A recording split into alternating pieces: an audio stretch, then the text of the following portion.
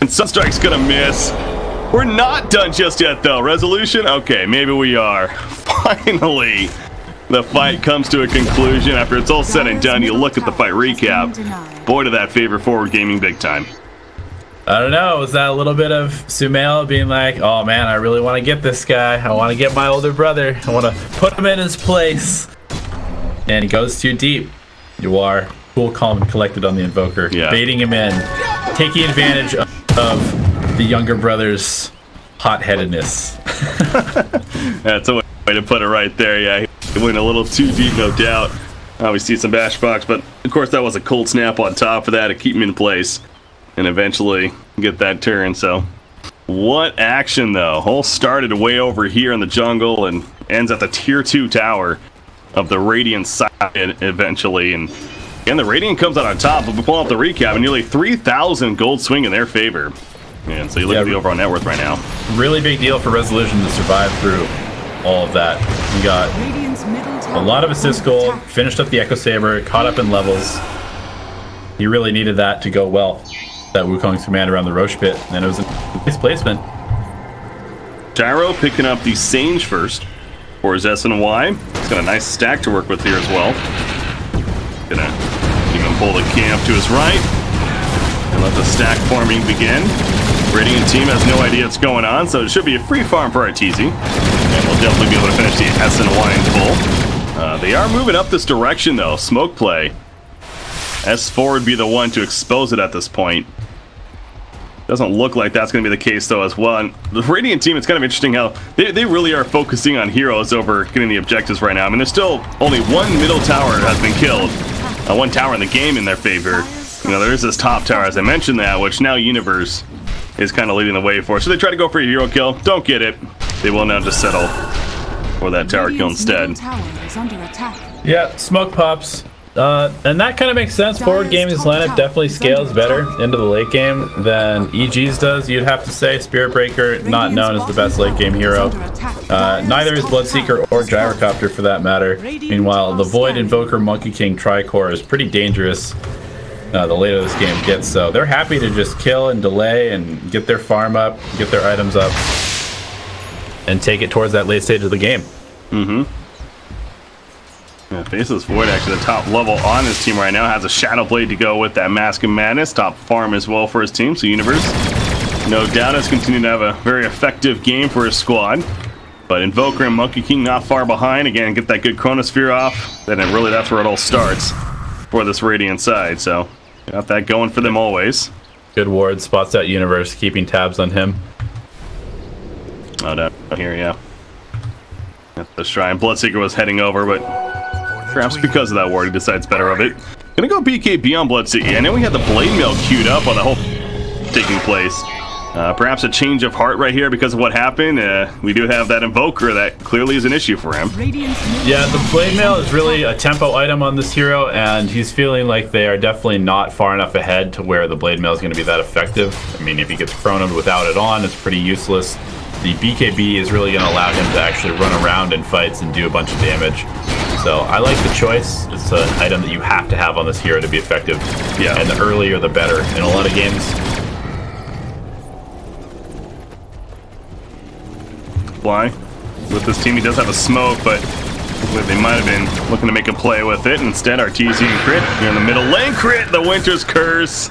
MSS snipes him.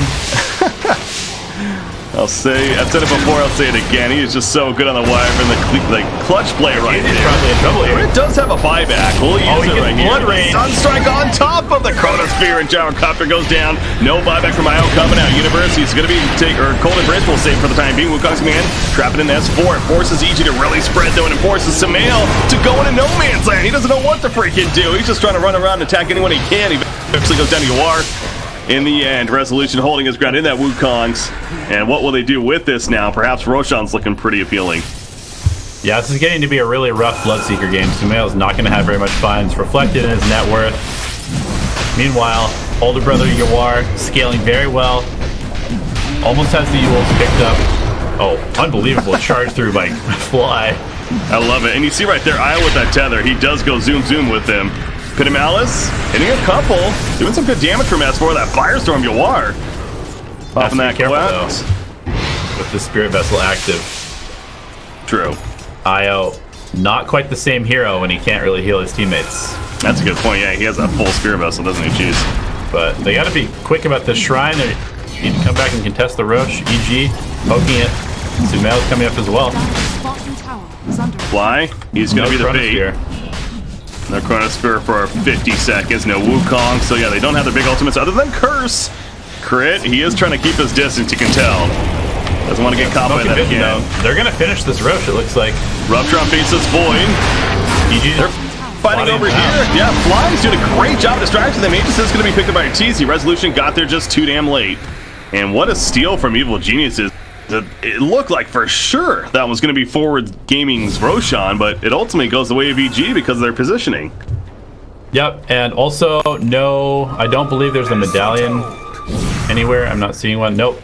No way to reduce Roshan's armor means that the Roche is just a little bit too slow. Resolution still not the most farmed hero. And yeah, really good play from EG. S4 just running in there, doing a bunch of damage with that pit and fire combo. Got that Crimson Guard now, mentioned. And the pipe is coming along as expected. He hasn't really made the biggest plays with that Dark Rift just yet, but you know that's always a potential too. You know, when they start sieging, perhaps, have that getaway tool if need be. Yules is finished on Invoker, but again, maybe we are starting to see a little bit more of the impact of not having that Axe just yet. SVG's picked up elsewhere as Fly. Gonna run into a couple of heroes. Bit of a distraction, perhaps, as he's been throughout this game. He doesn't have his charge, as he was attempting to use it right there, and it gets stopped. So he goes down, Faceless Void. Gets caught in the Pin of Malice, though. Silence as well. On top of that Rupture. Can he get the time walk off? No, he cannot. Universe goes down as well. So they lose two. Big Spear Breaker. It is. Yeah, and you know, I'm not an Invoker player, but it does feel like he could definitely use a few extra spells in these engagements to really finish off some of these kills. That Spear Breaker kill took way too long and ended up getting Universe caught out as a result. Yeah. That's why when I said I was sounding a little surprised that he went the Spirit Vessel. I mean, again, I get it going against the IO, but that means that much more time then for farming that item, and then still the Yules on top of that. So obviously by now, instead of the Yules, or especially if he just went the Urn into the Axe, he definitely would have the Axe by now. Not saying the game would have been completely different, but something to most certainly think about. Yeah, look at this aggressive vision by AG, allowing Crit to be able to charge, pick out charge targets from all the way across the map. As soon as they leave their base, super good to get these wards down so you can really activate that Spirit Breaker, and as a result, the IO Gyro. Resolution, he says hello. He knew he was here this whole time. He popped Wukong's, but that's not going to save him. Exactly, you're dead. He called it from the beginning. Chrono 3 on 2, though, including Crit, as well as Underload. They kill Crit off the bat. They do lose Lich in response to the backlash. Bloodseeker, Winter's Curse on him. He is taking damage. BKB is out, but it's a lot of physical. The Ice Wall put down as well. BKB will on to run through it. Yawar, the save with the Cold Embrace is not going to be enough, though. 3 are dead on the Radiant side. Crit buys back, so everyone is up now for EG and MSS. He's going to come out of the Glimmer Cave in a second, and Sumail has the last laugh right there. Double kill for him. It's just Universe, no Chronospheres. Of course, he used it, and that'll be that. No curse either. Yeah, Resolution going in way too early right there. And no Wukongs. They have no ability to deter this push now. I think EG just gets racks here because it's very uncoordinated ultimates there and not getting enough out of them. EG's lineup has so much more uptime because they don't rely on these 80, 100 second cooldown ultimates. Yeah, 120 seconds in some cases. Yeah, it's quite a bit, and cooldown's clearly proven to be an issue for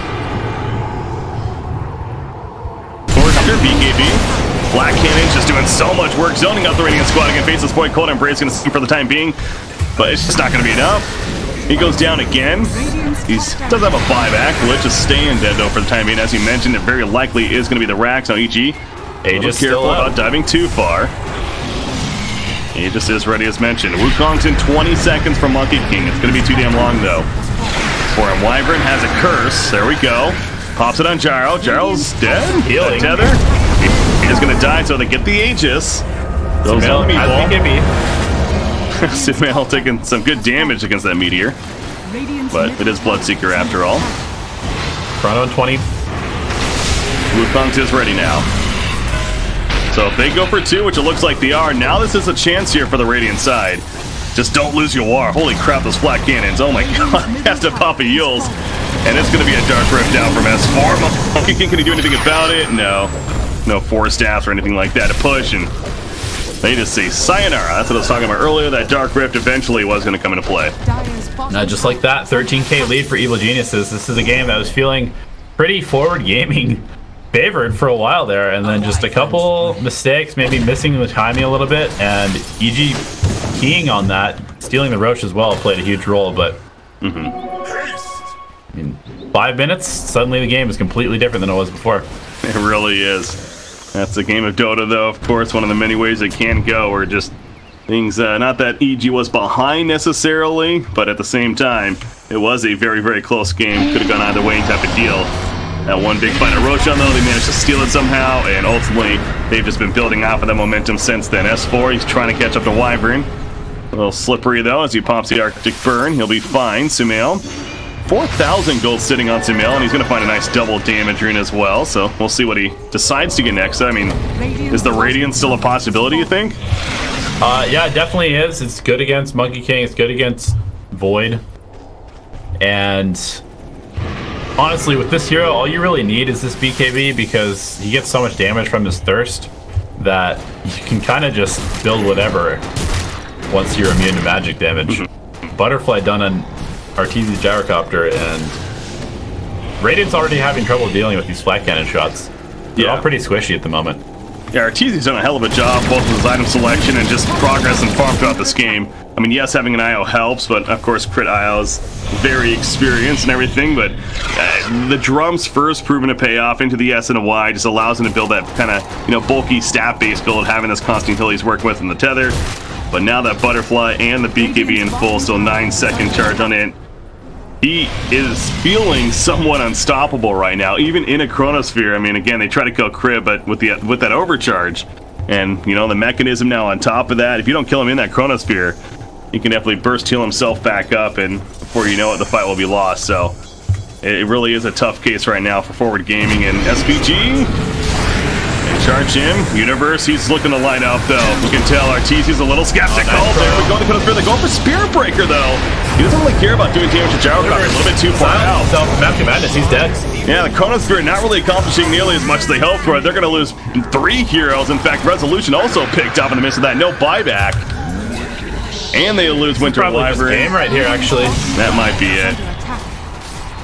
They don't really have any ultimates left, and yeah, they're just not really able to sync up to be able to put the damage into the Chronosphere. It feels like every Chronosphere, they're able to kill like one support just because there's no spells, there's no chain props on top of it. And so their coordination with this ultimate hasn't been getting enough done. I also like how Fly's just playing so sacrificial. I mean, that's, you know, what else is new, right? But on this hero especially, he can kind of do that and also get away sometimes as a result. He's very, you know, sneaky, slippery hero is the word I've been using in terms of getting away with that charge. And we saw that Roshan fight. I mean, he was kind of the reason they were able to do that so easily. He was constantly distracting them and making it difficult to pass. You see the GGs are called all across the board, though. Great team effort from Geniuses, and they take the first game. So, you know, again, we didn't really know what to expect going into today, and still plenty of games left, but that was a hell of a game. And won by EG, and back and forth, fun to watch.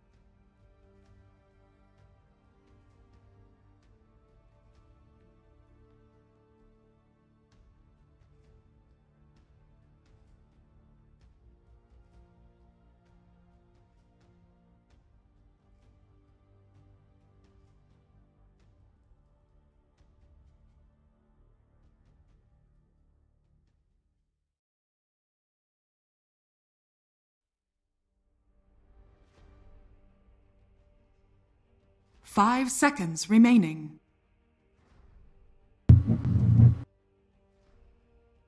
Evil Geniuses turn to ban. Evil Geniuses turn to ban.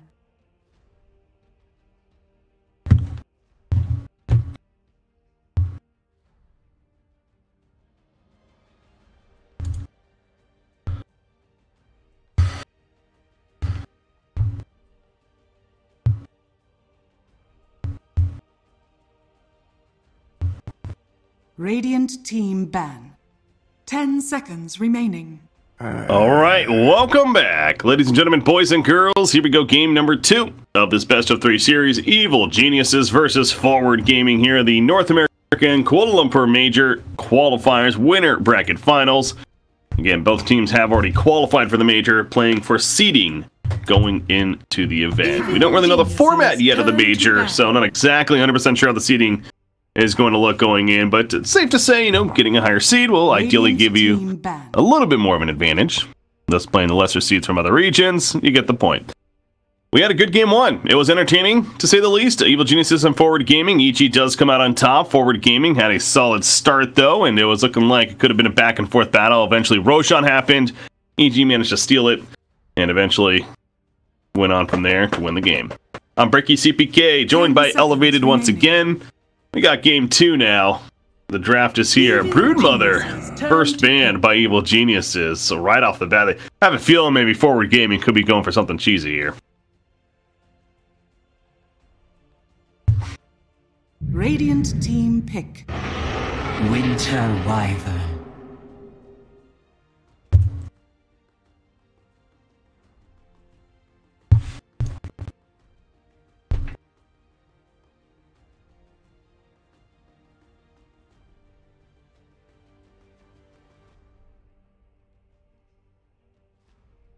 Ten seconds remaining.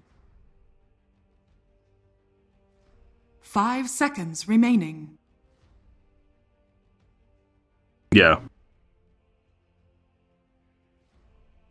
Yeah, sometimes if you're just that confident with a hero, exactly, you don't really care what they do against it. You just could still win anyways. And I think an example of that is Sumail and a Storm Spirit. We saw earlier in this event, they second picked a Storm Spirit. A lot of teams would not do that. You usually would save it for a final pick, if anything, mainly because of the idea that they could counter it, they get some hard stun stances, the matchup, whatever it may be.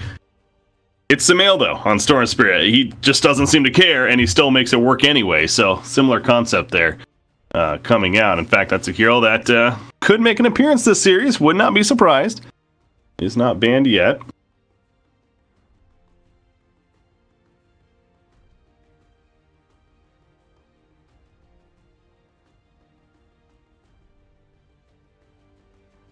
Yeah.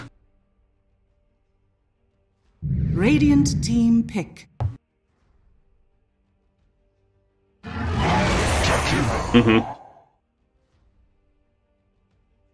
Yeah, heroes that you really want to be able to give time to. More so a Weaver to be able to time lapse, especially if they do happen to get caught out. You pop that Cold Embrace and help save the day. So, well, they're not going to get Weaver because Forward Gaming will take it themselves. Also with the Jakiro. Curious about that. I know SVG does have plenty of history playing Jakiro himself, so. And then Bloodseeker with that second pick, great against Weaver. So we're seeing that counter picking coming out.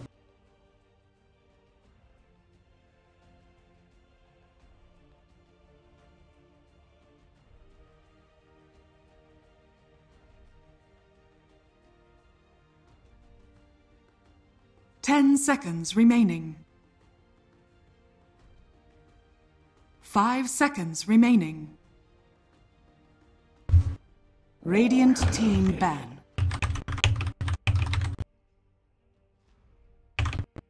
Yeah, no, I think it, and something that kind of hit me that I wouldn't be surprised as part of that reason why we should maybe expect this series at least to go pretty seriously is knowing Jack, of course, manager for Forward Gaming, and Evil Geniuses as an organization, very proud of themselves as they should be. 10 seconds remaining. I wouldn't be surprised if they made a point to the players that whether or not the players didn't want to take it seriously is another story, but you know, let's go ahead, make the best of this. Like I said, a lot of people are watching. This is a big matchup that first of ideally many throughout the season. Let's get some good practice out of it, if anything. Let's just not try to take it somewhat seriously and look at it from that perspective, basically, right? So I wouldn't be surprised if that is kicking in again. And we don't know. Maybe for all we know, the players were just decided because they're competitive people, they just want to still play, which is great in my opinion. So we don't really know, but the point is we're having some good games so far, setting up for this game number 2. The Storm Spirit ban, though, coming out from Forward Gaming, yeah. On top of that, Ursa, that was first ban, so sure enough, as expected, Storm Spirit taken out. Tiny also banned hero that's quite good against Bloodseeker in lane. And the Ursa also pretty good against Bloodseeker throughout the entire game. Any of these heroes that can really either burst him immediately or man fight him when ruptured, you don't really want to be dealing with as a Bloodseeker. So protecting that second pick with those bans. And Forward Gaming realizing that Sumail likely is asking for the Storm Spirit or looking for an opportunity to pick it up. Denying it to him as well. Yeah, I think that was well thought out there by them. So Earthshaker going to be the 5th ban for Forward Gaming before the 3rd pick to come, as they have that Jakiro Weaver so far. Again, expecting the SVG Jakiro, so still need that MSS hero. Very likely. Perhaps somebody that better to deal with the Bloodseeker. Yeah, Pugna ban once again, so 10 seconds remaining. Not going to team him. What about like a Necrophos right now? 5 seconds remaining. That'd be decent. Necro's alright. Seems like an okay pick so far. Definitely something we've seen before with the Pugna band as well. I do like the Forward Gaming band, the Earthshaker, and the Storm Spirit, as mentioned before. Both heroes are pretty decent against Weaver. Force him to go more a defensive build. Tree Protector, another hero that's pretty good against Bloodseeker. You know, this is a hero that really wants to be moving around. And if you can hold him in place with the Nature's Guise route or the Overgrowth, both of those good tools at keeping this Bloodseeker from just having free reign in a fight. Also gives him the ability to sustain a lane. Means Bloodseeker gets less thirst stacks and can even contest him with his high base damage for last hits as well. Yeah, we've been seeing a lot more of this hero. This Dream Protector is really quickly rising that meta list, and in terms of popular amongst the teams, and good reason to be playing him. Like I said, just from his hard hitting to the scouting that he brings to the table, that Overgrowth lockdown, very effective for a lot of heroes such as Bloodseeker. And then we've seen the living armor in action, that's for sure. It's nothing more frustrating than getting a tower down to like 10% life, getting held off from finishing it, all of a sudden you go back a minute later and it's back to near full life, if not full. So that's what he can do. Something to look forward to if you're EG now, or not. Either way. Rubik, 3rd pick for EG, the crit Rubik. Likely to happen here. 5 seconds. Comfortable hero, decent initiation. He has reasonably good spells to steal. Shikuchi, of course, being probably the best one. But he'll take an Overgrowth. He'll take Living Armor even if he has some towers that are low. And Hero's entire kit, Ice Path especially, being very good. Yeah, that's a hero that Rubik does make a lot of sense. Again, almost considered a counter getting at with not only spell steal, but yeah, that aura of his being the magic resistance. So solid pick there for EG. Lena as the 4th one for Forward Gaming, assuming a mid Lena perhaps. Yeah, most likely. Probably Yalwar's hero. Good against Winter Wyvern, burst damage, very good against Bloodseeker. And Rubik, I mean, can steal from Lena, but also a pretty squishy hero in general. I love it. Yawar got to play Invoker the first game. Sumail gonna play it the second game. How about that? Boy, what a treat here. Says, anything you can do, I can do better, older brother. Bring it on. I like how we're totally like speaking for them. It's always that. We're making it seem like they hate each other, despise each other. Like, obviously, yeah, they're good buddies and everything, but competitors at that, that's for sure. We know that about both of them, so it is great. That's the relationship with an older brother anyway, right? Of course. I got an older sister, so I want to know, but wanting to compete, outdo. Yeah. Terrorblade, the final ban for Forward Gaming. Now EG. They look to ban right here. Probably the safe lane. or will it be? I mean, I suppose Resolution definitely could play that Weaver. And get the Universe Hero last pick. Although you are against a Bloodseeker already. Invoker can be fairly annoying, which way. So maybe they are going to go the offlane Weaver. Easy Luna, and I wonder if we'll see like a Morphling here or something like that for Resolution. They don't have a ton of control on the side of Evil Geniuses. Yeah. Seems like a decent pickup. Rupture wouldn't be the most fun, but never is. Yeah, you're invulnerable during waveform, so it's not as big a deal. Burst damage is very good against pretty much all the heroes on EG side. Mm-hmm. And pretty good to turn in to the Wyvern, as we've seen before. Pretty good to turn into the Bloodseeker with the Thirst. Luna as well. Melt bases. Yeah, I think the Wyvern's arguably the best one, though, because the Arctic Burn really is something. Not only the extra range, but the extra damage on top of that. Percentage base, that is a strong ability for a farmed Morphling to pick up. So, yeah. I do like the Morphling pick here. Seems pretty good against Bloodseeker in lane, too. It will be an offlane Bloodseeker with that Luna pickup for sure. Underlord. So it is going to be a Resolution Weaver in the end. Yeah, it's pretty interesting. They're going to put him... They're going to take a position 1 against a hero that directly counters it. So, I mean, we've seen Resolution Weaver go off before, but it's definitely not going to be the easiest game he's ever played. No, it is going to be an uphill battle, but perhaps just valuing the Underlord. That kind of goes to show you, right? Where I suppose Pit and Malice, as usual, will be good here. Pit and Malice Firestorm in general for counter, push, whatever it may be. Open a locked in hero like Bloodseeker, no matter how fast he is, the root going to keep him in place.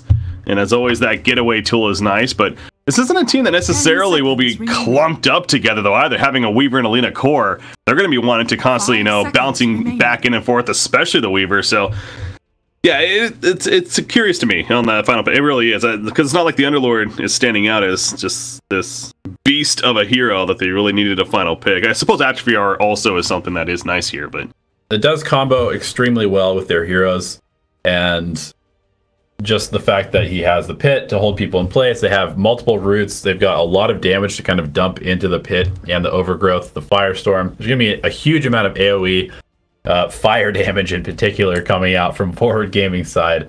Mm-hmm. And also Atrophy, pretty good to counter the Luna in lane, who has the damage aura herself. So I actually like this Universe Underlord pick.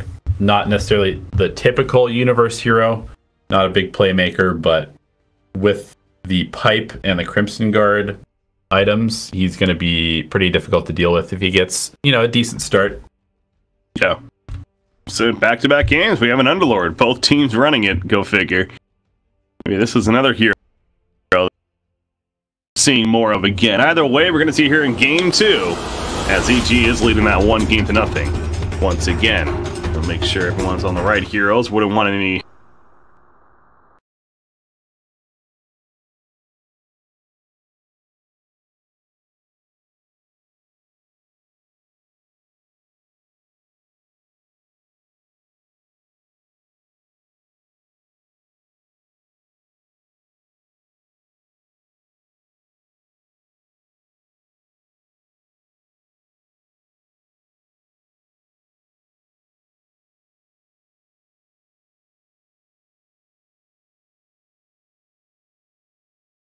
very true. And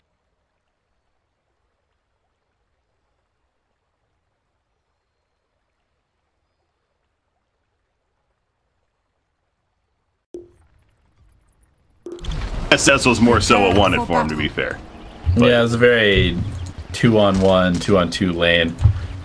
I think Sumail would have won it pretty handily if it had just been a 1-on-1, just by nature of the matchup. Mm-hmm. Not even considering the players.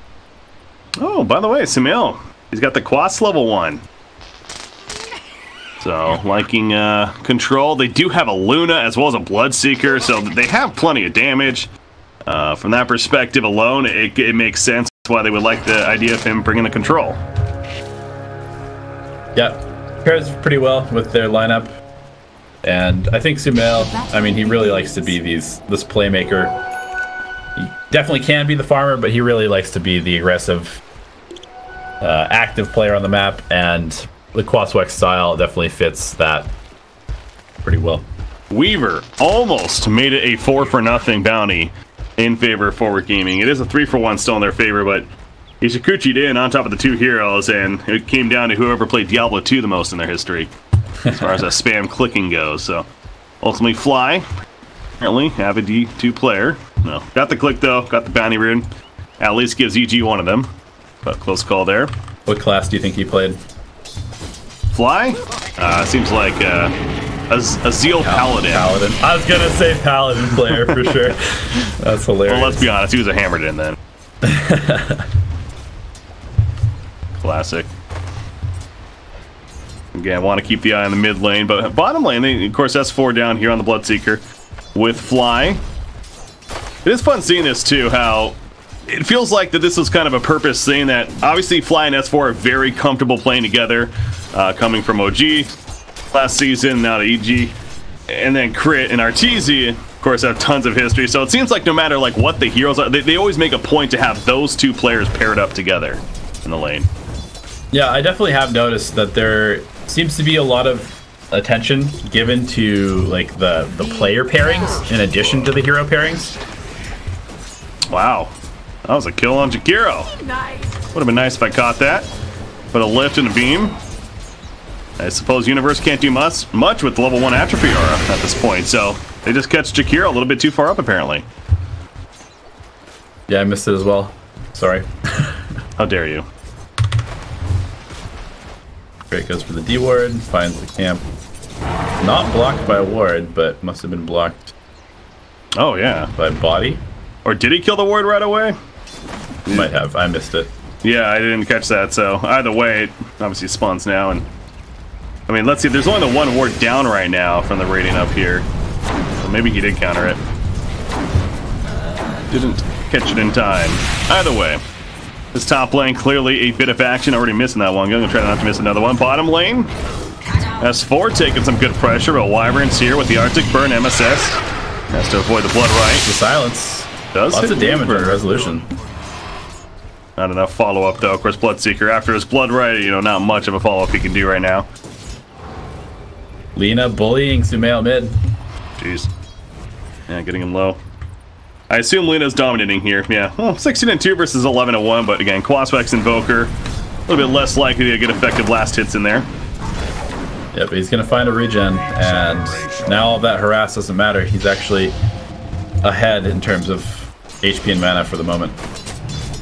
There is a sentry ward down here MSS is trying to deal with. He actually puts his own sentry down, but he didn't see it. Good job by Crit, or Fly even, hiding it as much as he did, so able to still be there despite the sentry placed. S4, Storm is up. He's in trouble. Late seat apply. That's a kill. It is.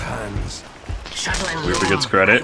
Resolution good chase, had though. A big magic stick to pop there. He's able to kind of bait S4 in a little bit.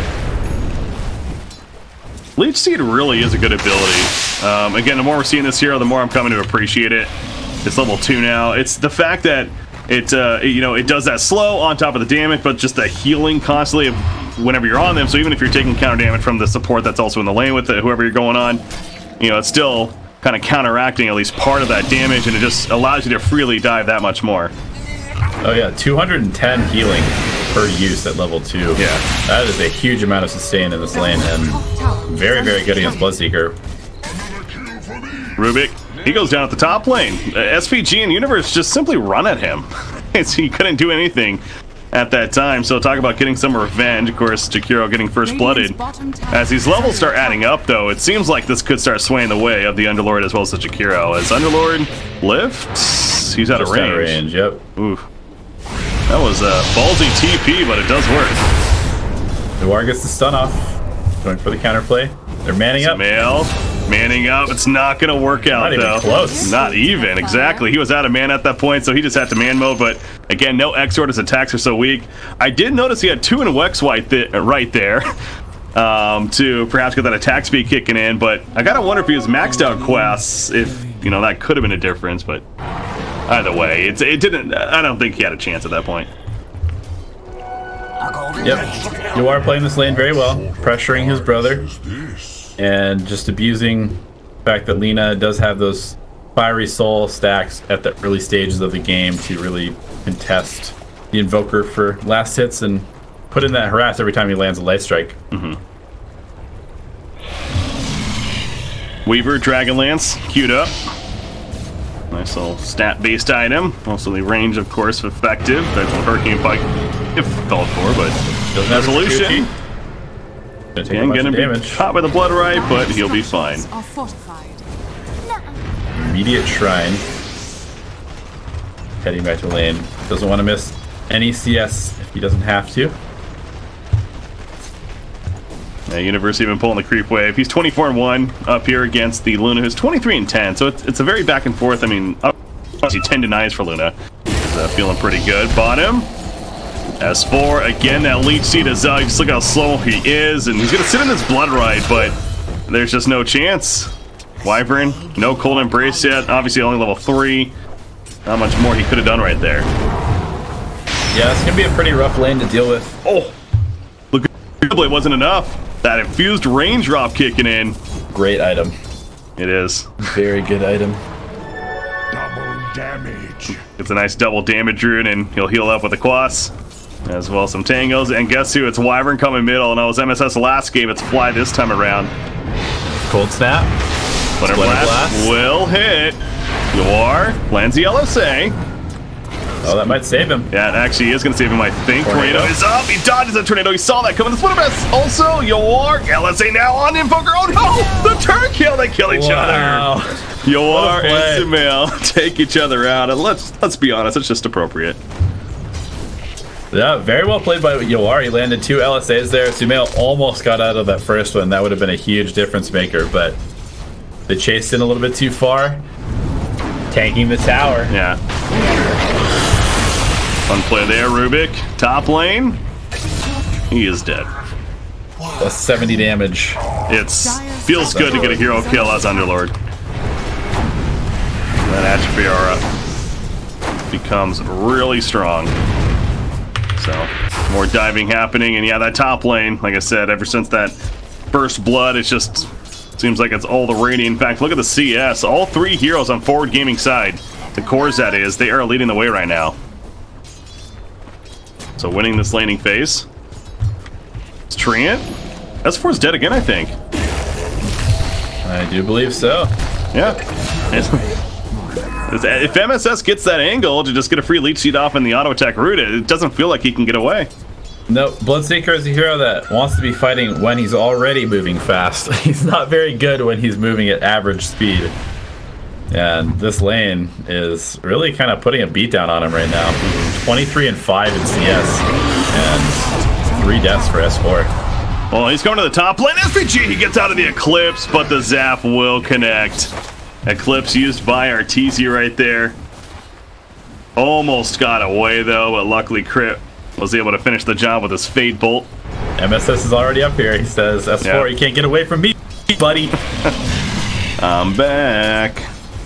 TP coming in from Jakiro. S4, he's not going to like this. All of a sudden, he's going to get open. And Yoar goes down in the middle lane meantime. But S4. No pit, but I think he dies. His friend is back. Oh, just fast enough. The stick keeps him alive, actually. So, we'll survive. But yeah, middle lane again. Yoar goes down. Fly goes down. The resolution train this.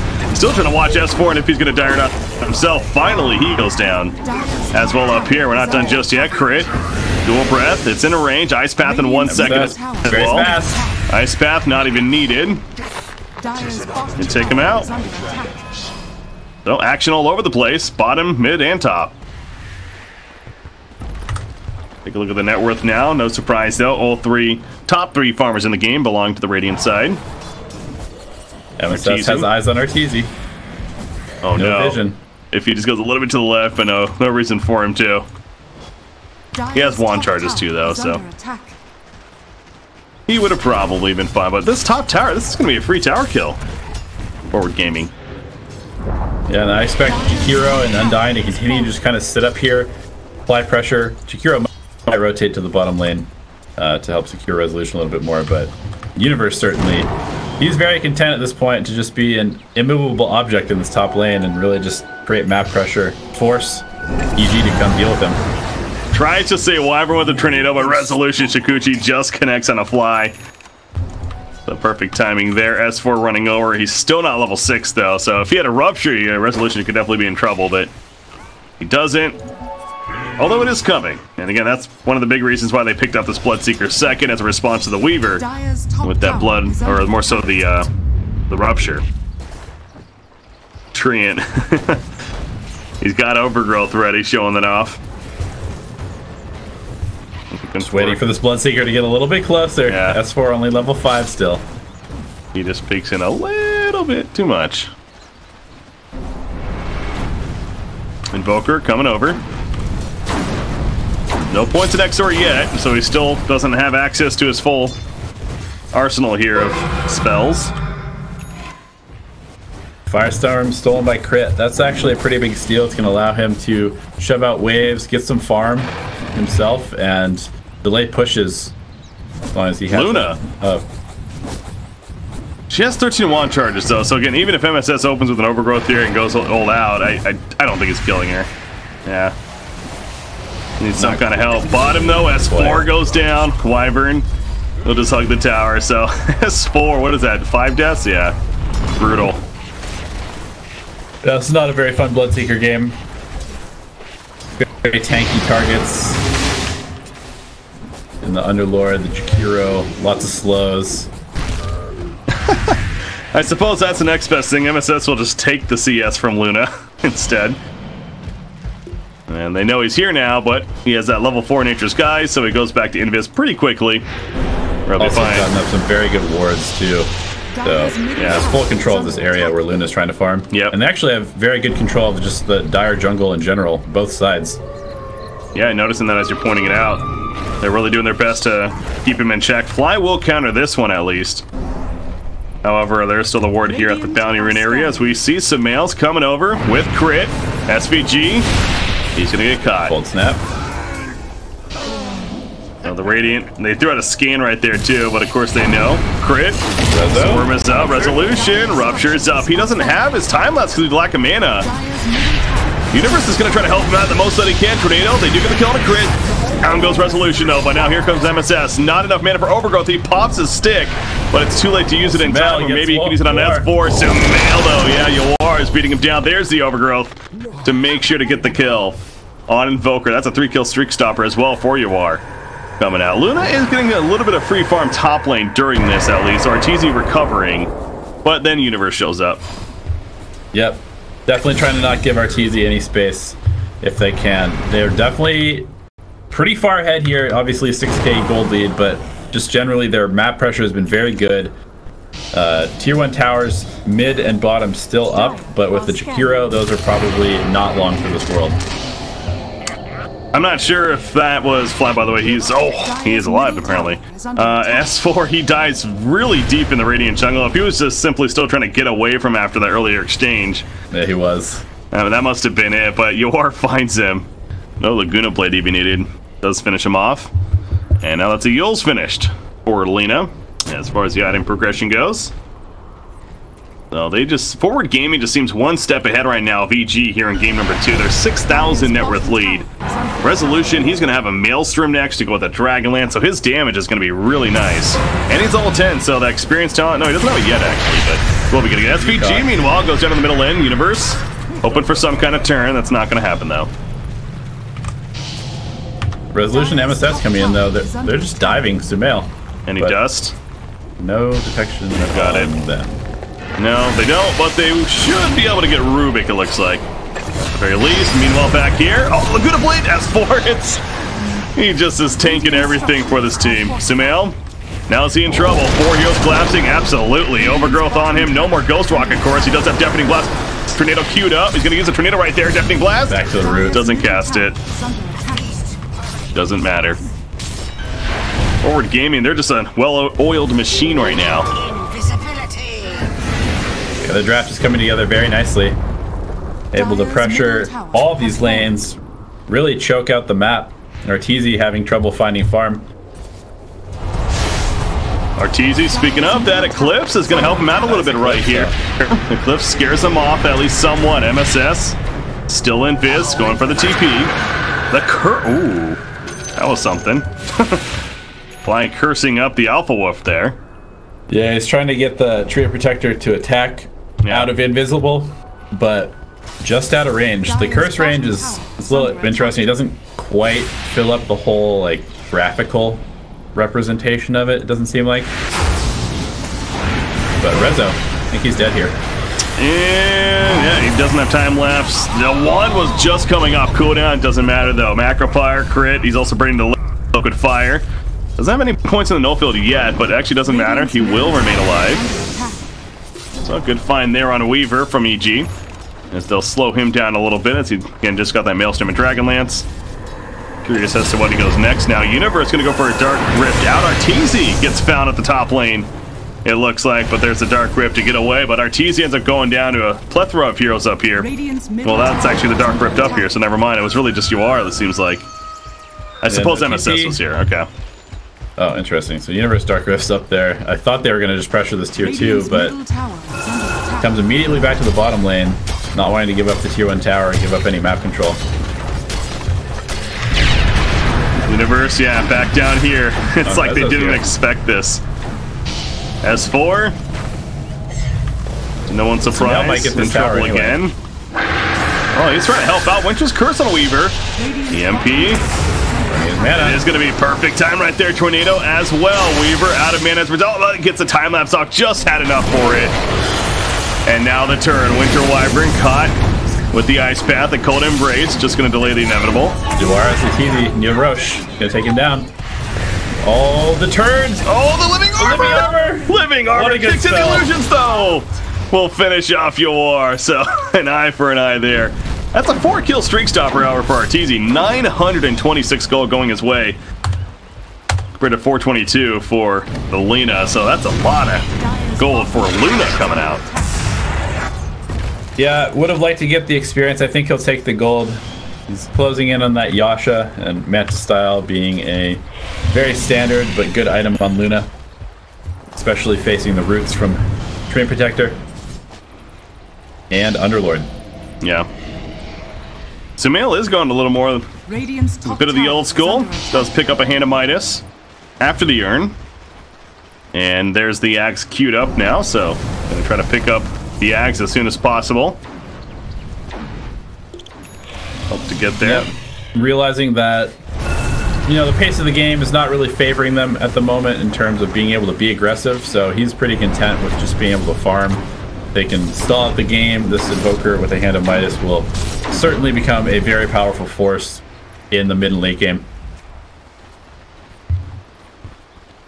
Lena, the Blink Dagger after the Yules.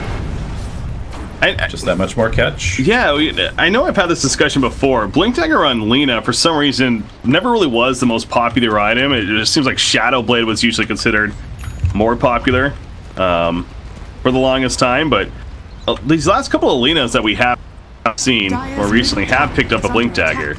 I wonder if it's becoming a little bit more of a trend or just happens to be a coincidence there. Yeah, it's also a better option when you already have a Treant Protector and a Weaver. There's going to be tons of sentries, lots of dust out, probably even an early gem, and so, you know, adding a third invisible hero, not always the best idea. MSS, he's found his friend bottom lane. And we need some kind of help to get this kill, but no one's TPing. They're busy pushing top tower, which is a tier 2 up here. And there's a TP now from Resolution, so if S4 hangs around a little bit too long. There's also Wyverns over here, and Resolution will find him. Sentry spot for a split second, but now Fly, realizing he's in a bad spot. Cold Embrace has a curse. Neither's going to be used, though. Tanks the gank. Too much damage.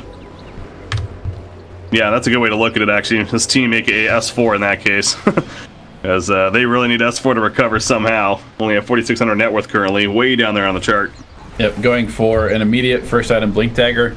Or it's BKB. Jesus. I was gonna say, what? Yeah. Makes a lot of sense. He needs that to be able to really function in these fights whatsoever. There's so much control, so much magic damage coming out from the side of Forward Gaming. I think we're gonna see a bunch of early BKBs probably after this first round of items for Sumail and Arteezy's Luna as well. Oh, Weaver has his just about finished. On the other side, even. So it's a popular item for both teams. Underlord already with a pipe finished as well. The Crimson card queued up, so Universe doing what nearly every Underlord does anyways in these competitive matches. Build bulky and for the team. Meteor Hammer is almost finished on Dream Protector 2. He just needs the Sage's Mask to complete it. But bottom tower, it's very likely going to fall. This Weaver, though, again, he's level 16 now, thanks to that level 10 talent like we've seen. He just starts to steroid like crazy as far as leveling up. The 20 mana break also, of course, taking up 15, so more and more dangerous as things go on, and there's that BKB officially purchased. In fact, Lena also has hers queued up, so all the cores this game are liking the BKB. Yep, Noir dodging the wraparound smoke from EG and just staying top, just out of range. Arteezy, they caught him. Overgrowth was just in range. He pops the Eclipse, hoping for the best. It's spreading. Weaver in the front lines. Oh, Arteezy making the juke around the trees to avoid the ice path. Has Crit nearby to help as well. He may want to sacrifice himself perhaps. It is a lot of roots though. Luna locked in place by that Pit of Malice and Yawari in the face with the Laguna Blade. So a hell of an attempt from Arteezy, but it just wasn't to be. Top tower is under attack. And that's why you see the Underlord picked up there. He just tanked the entire Eclipse pretty much by himself. Ends up still around about 50% HP. Oh, time lapse! No, the lift! It's not going to be enough damage, though. He's going to be able to time lapse in time. The Ice Path and the support is here for the Radiant side. Sumail, TP out. That's not going to work. Rubik did, but they got the better target in the end. That was Sumail. That also delays that Ags a bit longer, which is pretty important, of course, for the Invoker flying over the cliff. Bloodseeker, however, Cold Embrace just going to delay things here. Pit of Malice and the Firestorm put down. Looking after Fly now. Weaver still wants to chase. MSS kind of near. Not really going to be able to go in, though. Resolution doesn't have the time lapse anymore. Yeah, I was going to say, he might have to BKB for this. Not the best way to use the BKB there. Rezo getting a little bit too aggressive, diving the tier 3 without his team, but they do get the tier 2 as a result. 13k lead for Forward Gaming, and feeling pretty good about the state of this game, I have to say. Crit. Whoops. Ran into the team, and they say hello, not too kindly. That's another kill. 40 seconds, he's dead at 4.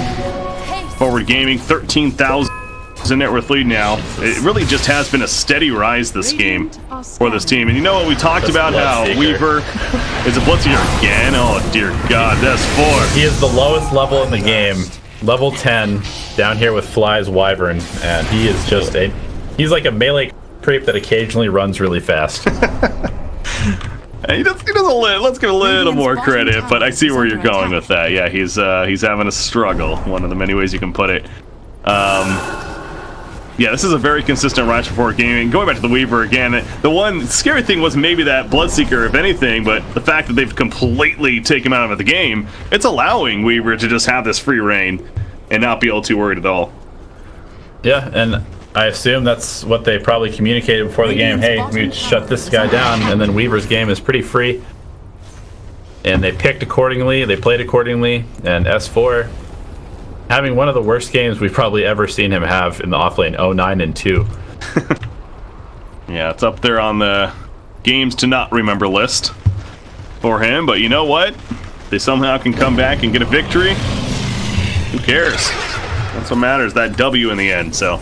And it is still possible. The net worth lead, it's not ridiculous. It's 12,000, feeling good, but we've definitely seen much worse. And this is a Luna after all, who's managing good farm. It's not like Arteezy's really behind either. She's got the Mask of Madness to help enhance with the Yasha, the BKB queued up. We mentioned how That was going to be a crucial item to have, but how about this, Weaver? There is a sentry. Crit takes a Shikuchi. However, the Pit of Malice roots him in play. Thought he was being sneaky. Dust also going to expose the overgrowth in the Invoker as well. He already tornadoed. He's in trouble. The Ice Path on top of that crit. They're eventually going to finish him off. Now they're going for Sumail. Sumail's locked down too much. He's dead for 50. No buyback. Fly. The BKB wearing off for resolution, but he wants this kill still. Cold Embrace. Make it a little more difficult. Nice Maelstrom procs, though. He will finish it. He has time lapse if he needed it. Doesn't. Hat trick coming out for resolution. And the lead just gets bigger. Yep, no creep waves really close to the base, though, so they're unable to actually pressure the high ground. No buybacks on any of the 3 EG heroes who are dead at the moment, so pretty fortunate for them. Arteezy runs immediately to the bottom lane, tries to push it out, get some more farm, and he is going to get out of there. So, still able to find some space. He's 3rd in net worth, and basically done with his BKB as well. How important is that BKB going to be, though? Is it an item where it will start making her intimidating, you think, or is it they still need more, right, where they can't feel too comfortable yet? Yeah, she's not intimidating yet, but does have the level 3 Eclipse. He won't just immediately melt to the Lina Laguna Blade, but he does need to be very careful in how he approaches these fights. And making sure to get that BKB off and not be super out of position. He can't just run in by himself and just be that, you know, insane Luna carry yet. No. Still a bit of farm needed before gets to that status. You see Crit once again catching Shikuchi and catching up to Underlord, but it's Underlord. I say that because it's going to take a while, and that's if they kill him. Okay, they will. Good catch, though. It is. 5 heroes needed, but that's 500 gold just about going the way of Sumail, which is also needed. Dire's top tower is under Better than nothing there, of course, and the Ags is finished now on Invoker, which is pretty big deal as well, just as big as, if not bigger than the BKB on Luna. So, again, these really key items are happening now for Evil Geniuses, at least. This might be enough 50k, but Luna... Gonna miss the Meteor Hammer. Oh, where is it? Perfectly calculated. A resolution. Oh my gosh. MSS, you god. Yeah, what are you saying? He's gonna miss. Never doubt the MSS god. He knew what art. He's played against this guy plenty. He knew his steps exactly. Yeah, what a play there. Very unfortunate. Unfortunate or a great play, whatever you want to call it. Arteezy goes down. Rubik is dead. Roshan's up, and I was gonna say, I mean, with Luna dead now and now Rubik, you probably want to think about it, and sure enough, Lena even got with Lena in the same game. Caster's Nightmare. Lena does go to the Roshan pit with Underlord. Of course, Firestorm not really effective against him anymore, but still, they can kill it quickly. Underlord happy to take the beating that Roshan's trying to dish out while the rest of his team hits him in the butt. The backside. We're a PG stream here. Fly.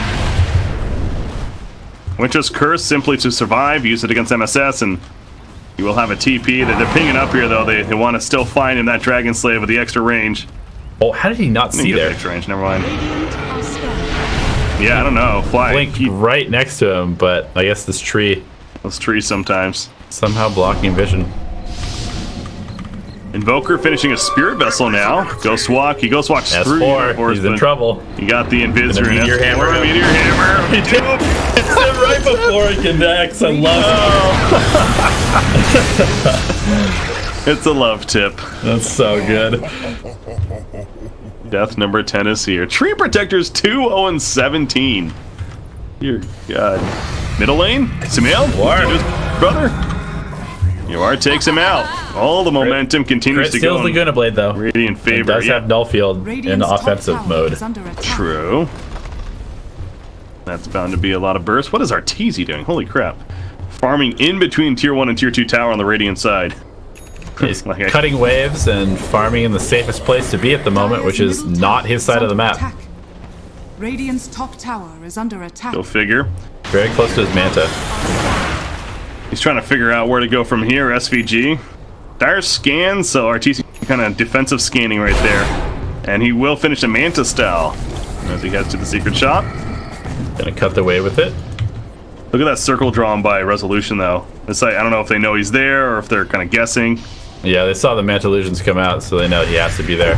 That's a real SVG one. probably dead, though. Eclipse, the Ancients are here to absorb some of the damage. SVG going to be fine for the time being. No, he does go down, but does this set up a kill? No, it does not, because he's going to be BKB TP. Meanwhile, over here, more fight taking place. MSS, the dust exposes him, and he goes down, so they kill 2 supports in the end.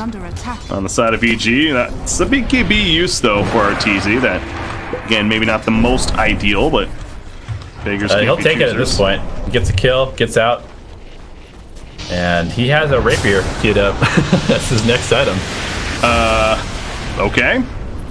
Good old BKB Manta Rapier build. Yeah, that's kind of shows you how desperate they are right now, as far as in this game goes. Why not, I suppose?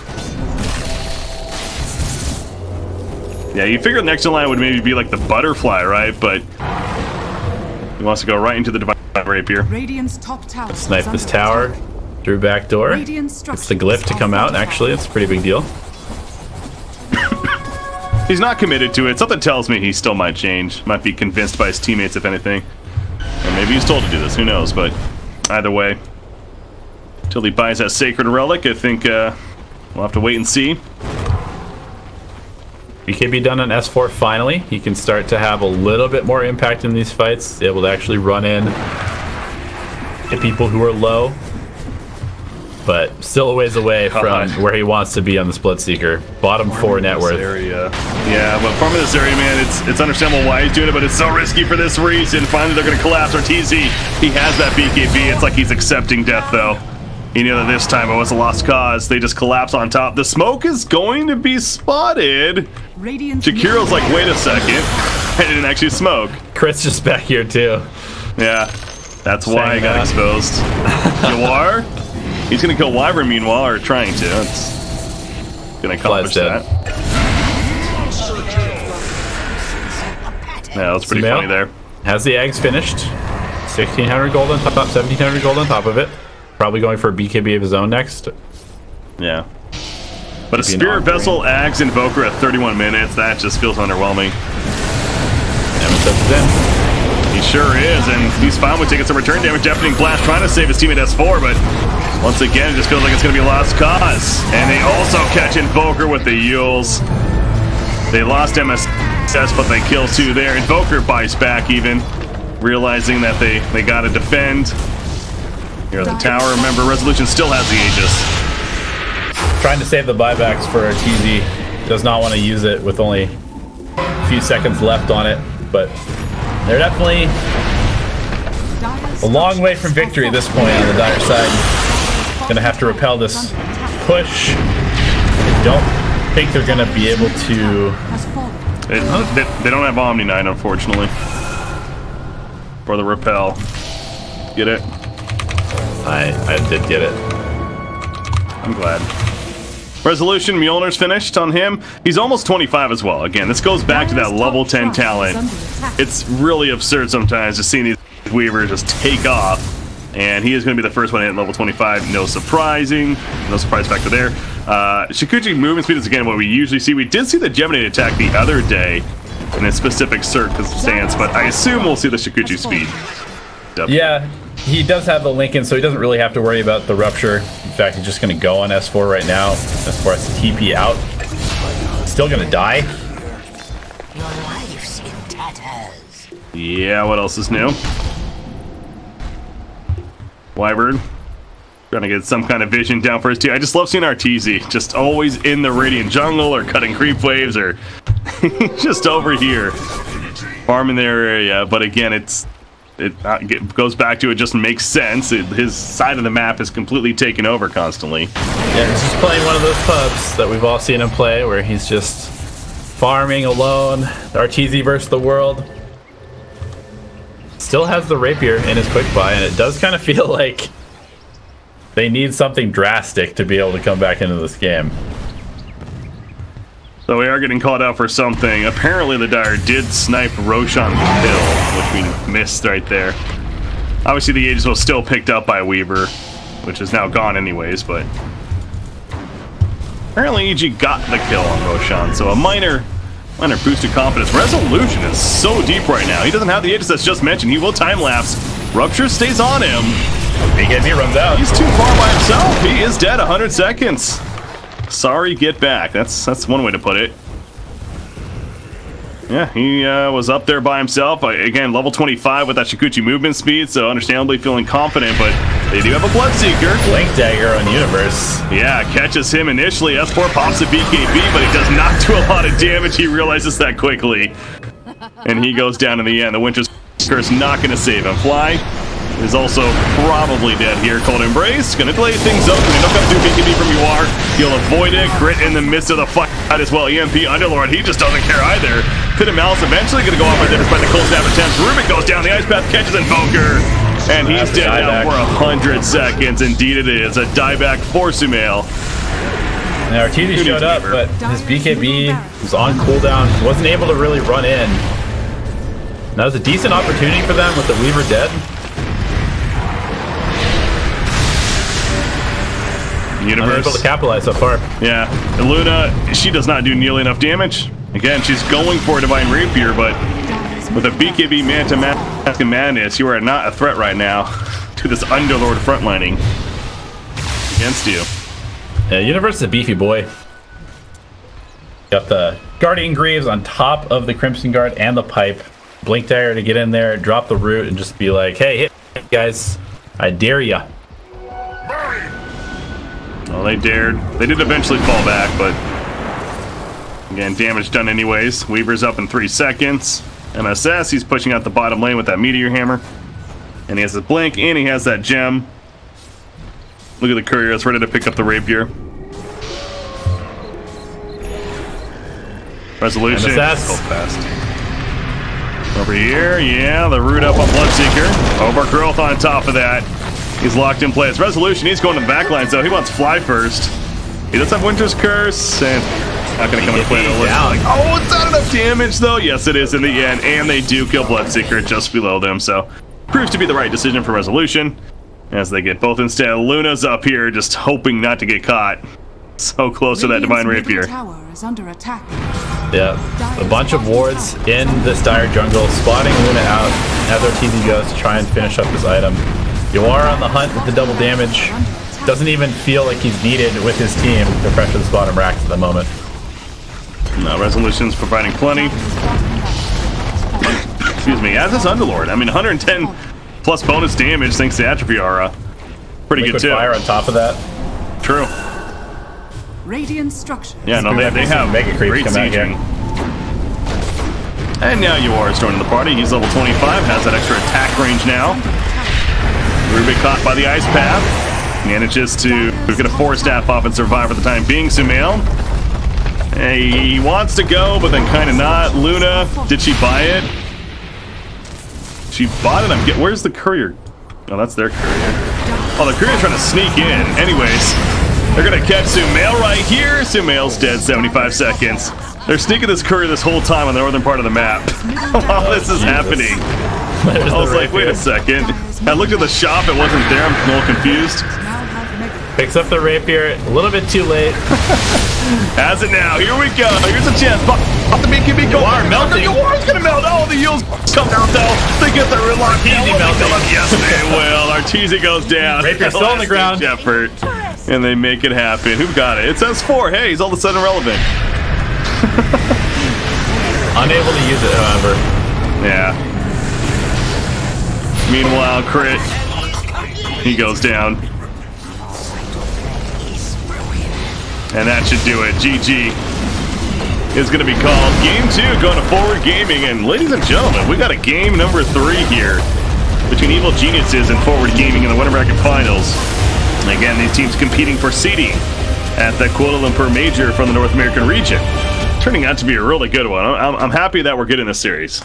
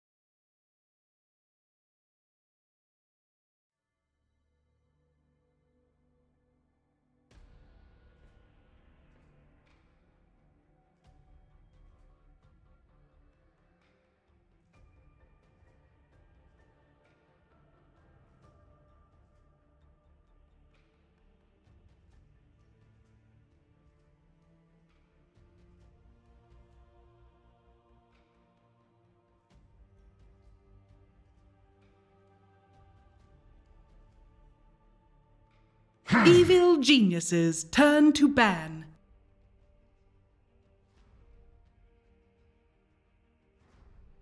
Radiant team ban. Evil geniuses turn to ban.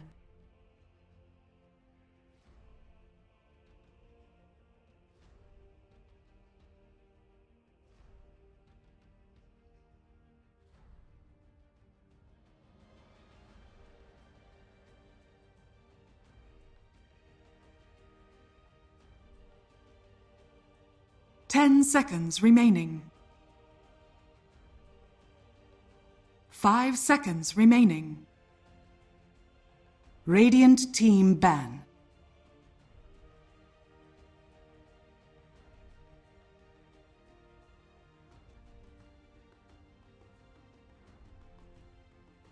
Evil geniuses turn to pick. Radiant team pick. Silencer. I believe he was banned the first 2 games. We've been seeing this hero first picked a lot when he happens to not get banned.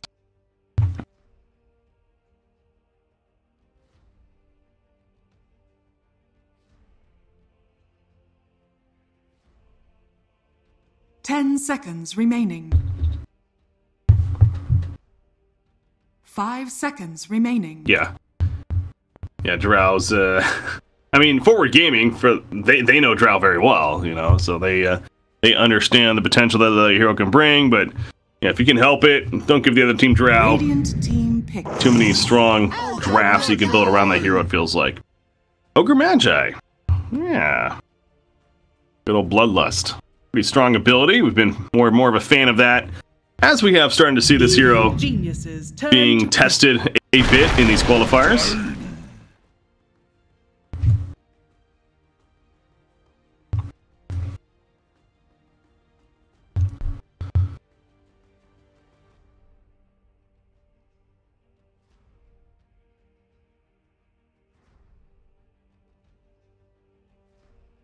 Ten seconds remaining. 5 seconds remaining. Yeah. Second pick for Evil Geniuses now. Now they respond to that Tiny Ogre opening, but yeah, it does feel like Tiny is just a perfect pairing with that Ogre Magi. Like you're pointing out, the Bloodlust buff, he's generally a slow attack speed hero, so that'll help in that case. Necrophos, the response now for Evil Geniuses. We got going right here. How about Necro? Necro's kind of interesting. The idea of the Ghost Shroud, I mean, against Tiny, of course, with the hitting you with the tree, good, but that upfront combo, he could still do very effectively, or even more effectively if you pop that Ghost Shroud.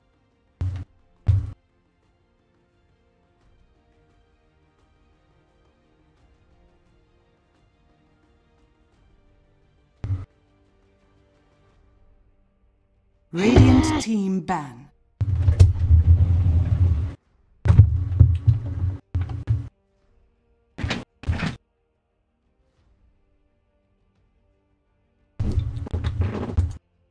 Evil geniuses turn to ban.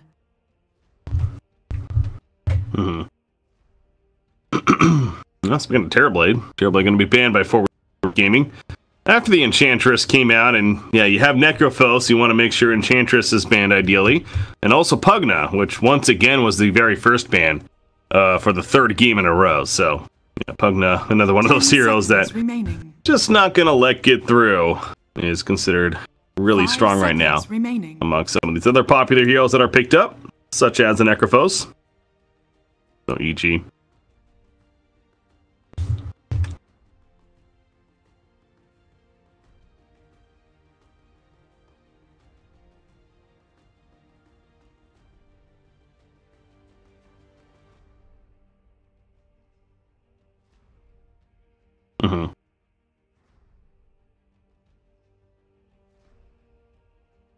Yeah, just another reason, which it's definitely good that they're banning the Enchantress for there. So, 5th ban though.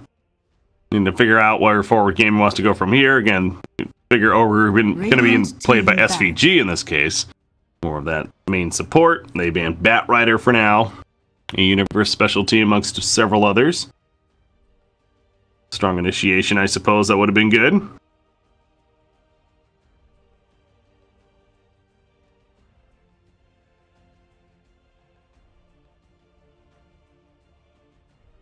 Ten seconds remaining.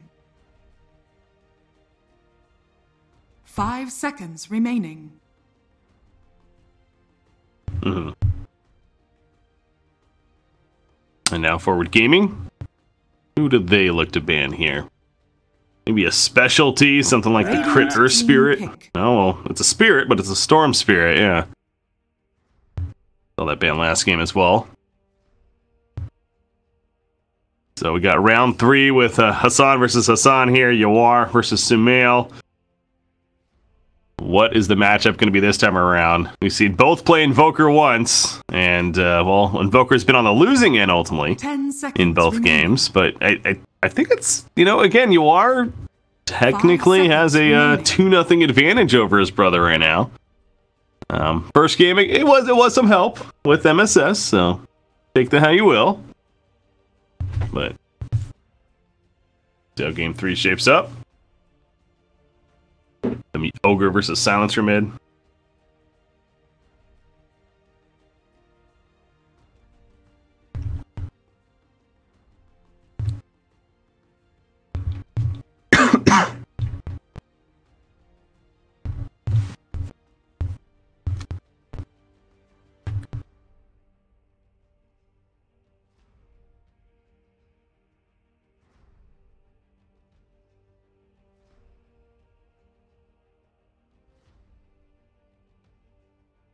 Wondering if Phantom Lancer is going to make an appearance here. He's one of the cores that's standing out as far as one that's still left open. Not happening to be banned yet, but I suppose both sides already have a decent way to deal with Phantom Lancer.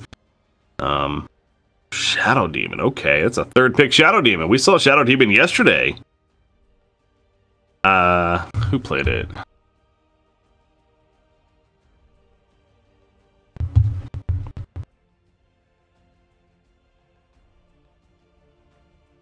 Radiant seconds remaining. Pick. Warrior.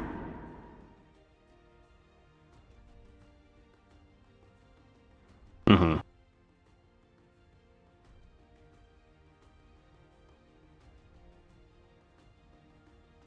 I was trying to remember who played it the other day, but I'm not finding it, so... But either way, we did see somebody pick it up the other day. Might have been in that matchup even as well. It was against an Alchemist, that's what it was. A little bit now, I forget the teams. Either way, we've seen it before recently here, so yeah, as they're pointing out, though, some great value in this game. Ursa. Was it them? Okay. Yeah, great against Reaper Scythe. Yeah, that's right, there was a Necrophos in that game too. So, anyways, Ursa being picked up right here as a 3rd for Evil Geniuses. So, another here where he's going to jump in, you know, look to go on somebody, but Shadow Demon, if he's nearby with that disruption, could be annoying for Ursa.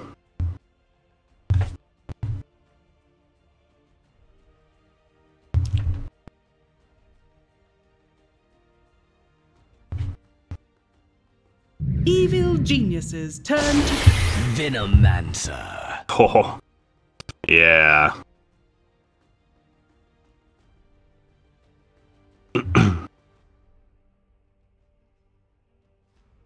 Mm-hmm.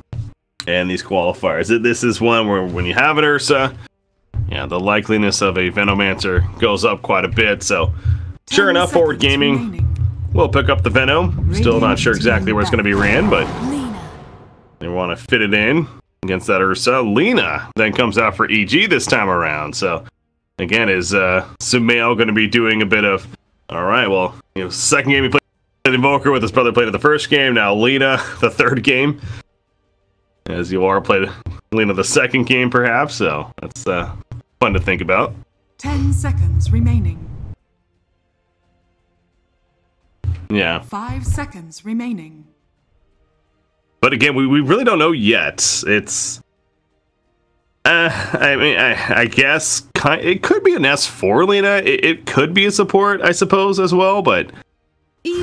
just feels like that mid Lena is most likely the case.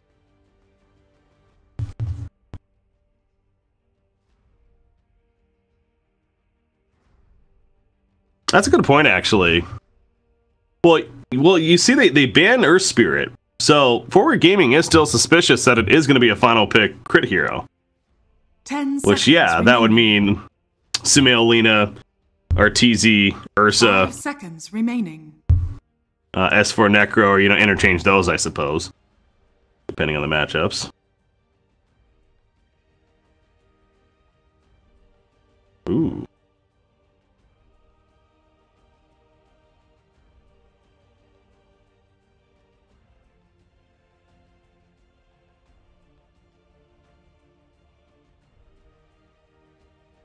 Mm-hmm.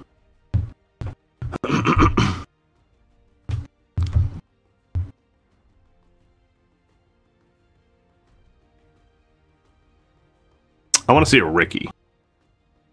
I want to see that cloud being used.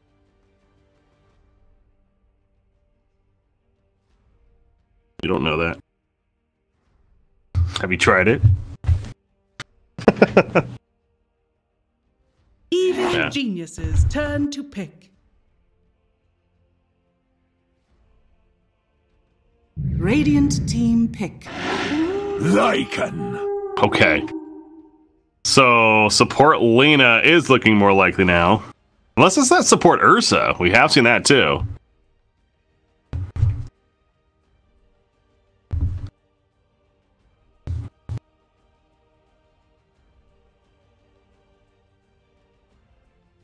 Lycan. Is there a reason why Lycan isn't good here? I suppose he does feel decent. 5 seconds Again, disruptions, as always, going to be annoying, but it's not a lot you can do about that. He doesn't have to worry about all that movement speed issues.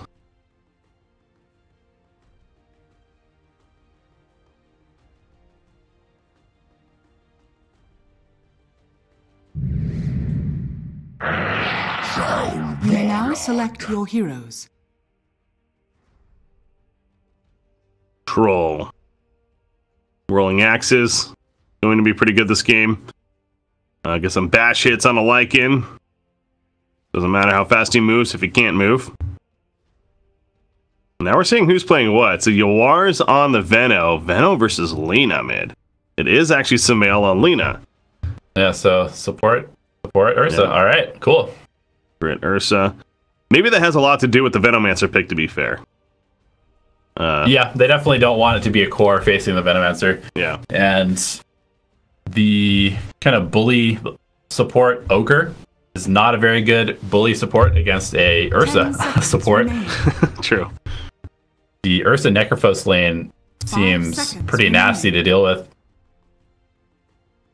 For any melee hero, at least. Resolution Troll Warlord, Arteezy Lycan. Obviously, we've seen Arteezy play the Lycan many of times before. Do very well with it. Hoping to have that good performance this time around, but yeah, it's fun to see Bloodlust on top of the Troll Warlord Battle Trance. That's attack speed is real here on the Radiant side. I also wonder, I mean, Venomancer is probably still going to go more of that, magic focus, initiation, things like Blink, even Force Veil, perhaps. For a while there, we were seeing that right-click Venomancer, and he does have a Bloodlust buff. I mean, in a Battle Trance, would that be ridiculous, though? You still think it's going to be more of the utility? Well, I think it'll be sort of... We have seen Venomancers go the Solar Crest, I think Hurricane Pike, pretty likely. Halberd, pretty good on him this game as well. So it'll be sort of like a utility hybrid right click damage soak. Really just want everybody to go on use. You can put. I think that the the way to take fights is pretty easy for EG. They just, you know, they press R on Silencer, and then they press R on Arteezy, and then he runs in, and there's nothing they can really do about it.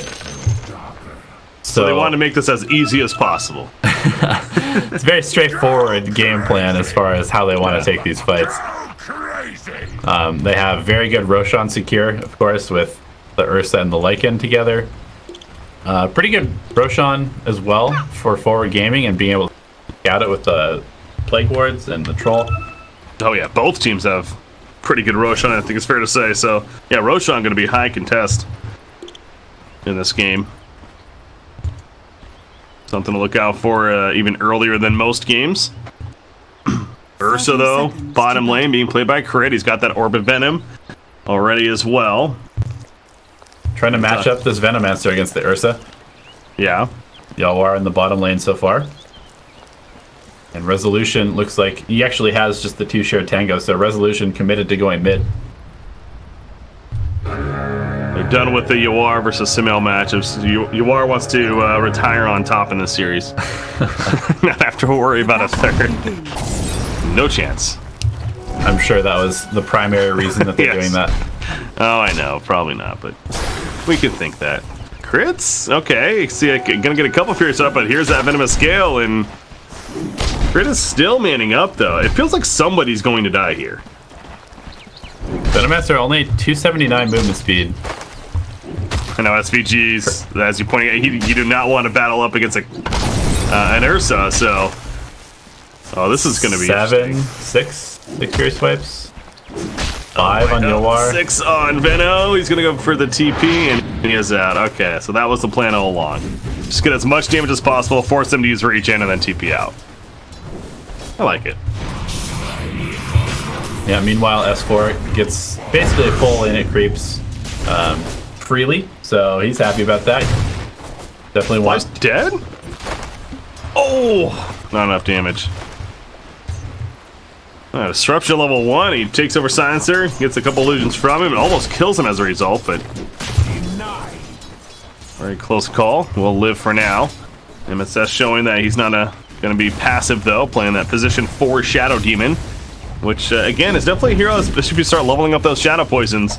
Can start farming pretty efficiently, so curious to see how MSS progresses on his items. I think this is going to be a pretty miserable lane here in the bottom lane. Slows coming out from Venom, slows coming out from SVG's Ogre.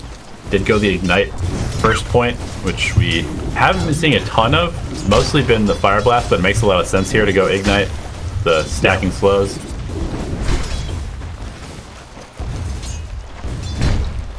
Yeah, right now, Necrophos 7-2, Venomancer 6-1. So Necro does have that slight lead.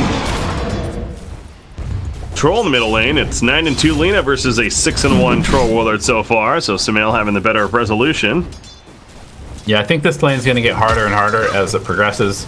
The Lena just able to spam out this Troll pretty easily, I think. It's going to be hitting him with Dragon Slave over and over as he tries to CS. Middle lane, though. We've been seeing this all 3 games, very aggressive wraparounds early. However, there is this ward here, so... The second MSS starts moving in, he just sees a courier. Is this the Q? He's gonna go in, so... Oh, Smell wasn't paying attention. It's the slow. He went in for a Dragon Slave right there. He definitely was not paying attention. He's dead. Does he have a Fairy Fire? He does. It's not gonna be enough, though. Resolution, credit for the first blood. Even with the ward, still can't get back in time. Yeah, these guys play against each other enough to know that you really... You want to try and make the mid lane as favored against Sumail as possible, just because everybody does respect his ability to win most matchups. Yeah. Still, though, CS is very good for Sumail, as you pointed out, almost expected. In fact, going to put some good damage on Resolution here. Now the Dragon Slayer, the Fairy Fire, just in case. For Troll on the Salve right after, so he'll be back to full, or near it. He's gonna have to spend a lot of gold on regen though in this lane, and without any more help, I think that Sumail still very much takes this pretty easily. S4 has got to be feeling pretty good about this game already. It's a much better start and definitely set up to be an overall better game for him on the Necrophos. As they seem just constantly running after Venno and Ogre, getting them to fall back. Ursa setting up some last hits there for S4. You think, what are we going to see build from S4 as that off-lane Necrophos? Will it be the Veil or Yules? What? I think that he may end up going more of a pickoff-oriented style. It would pair pretty well with the Lina burst damage and being able to fight around the Lycan. But, I mean, he'll definitely go for a pipe at some point this game. So, yeah, maybe one defensive item after a couple null talismans. And top lane going in for something. Shadow Poison level 2 is adding up. It's 4 stacks. Needs one more stack. Does he get it off? No, dodged right there. If he gets that 5th stack, pretty sure that's a kill. On to Lycan with a slight dodge. Middle lane, though, they run at Sumail, and I guess with the haste on Ogre Magi, it helps out the whole running at you thing. They get the kill on him again. Bottom lane, Yawar. He's now in the trees. All 3 lanes having some action. Yawar has a TP. He needs to find a room to use it, though. Might want to use it before Ursa can get close. Yeah, body him out. Not going to be enough. Yeah, I mean, he was trying to get in a little nook right there, but... Was that also a tree placed, by the way? Yeah, I think he was trying to block it off. Yeah, okay. But now he has to make the very slow walk back to the lane. Only 300 movement speed on this Venomancer with a Windlace. Ouch. Yeah, that's the worst case scenario. Trying to make some clever plays, putting some trees down. Resolution might be in trouble here. Gonna get Dragon Slaved. He's good. He's barely good. The stick is enough, and MSS coming in with some poison charges once again. Battle Trance trying to help that damage. Nice LSA on all 3, including the illusions. Pretty important right here. In fact, Sumail's going for the turn kill, and MSS not enough damage. Those poisons. One more stack, maybe. Oh, just misses again. To be fair, I think it would have still been just shy. Again, that 5th stack is what really matters. That was very close. Sumail pushing the limits of his hero. Resolution has to spend another style. Stay in this lane. Yeah. Dire's structures are fortified. Maybe Fly's finally coming over. Yeah, Silencer is not the usual to set up a gank, but because of how much pressure is happening, it's understandable he's here. Yeah, S4. And Crit just diving the tower. What can he do? The Radiant, not a whole lot. It feels like Fly. He sees Shadow Demon.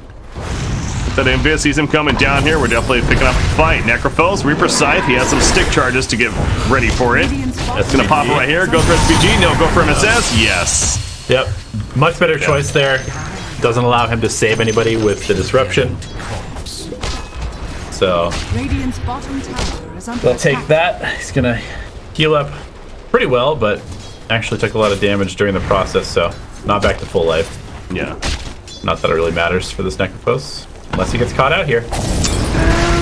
Poison's gonna start kicking in with that level 2 poison sting. The Arcane Curse, though, and you are realizing that maybe this was a bad idea. Yeah. And another arcane, or a couple auto attacks from Silencer. There's the +2 for Fly. S4, he'll just TP out. Not going to risk it any further. Ooh, that was a close call. Getting somewhat low, but SVG can only do so much. No Bloodlust yet from SVG. Level 2 Ignite, level 1 Fire Blast. In this lane so far, going for more of the aggressive play in the lane. We have seen this before. Arteezy just happily farming away, cannot be forced out of lane. So much regen on this Lycan. See Universe ping him. I think he's saying that we should probably kill this Lycan before he gets Helmet Dominator, because he's going to start putting a lot of pressure on the map once that comes out. Yeah, that alone with his level 6, he really can just run you down and doesn't feel like there's a lot you can do about it most of the time. So, middle lane, they're trying to set up once again on Sumail. Disruption is out. SVG is here, exactly. That's an easy kill in the end. Sumail just going to throw out what he can before he goes down. So good movement yet again from 4 Gaming, focusing on Sumail in that middle lane. It's paying off. Only 2,300 net worth. He's down there in the middle of the pack. They're going to find Arteezy finally, so speaking of addressing him, but... Okay, well, they're going to get a shapeshift out of this.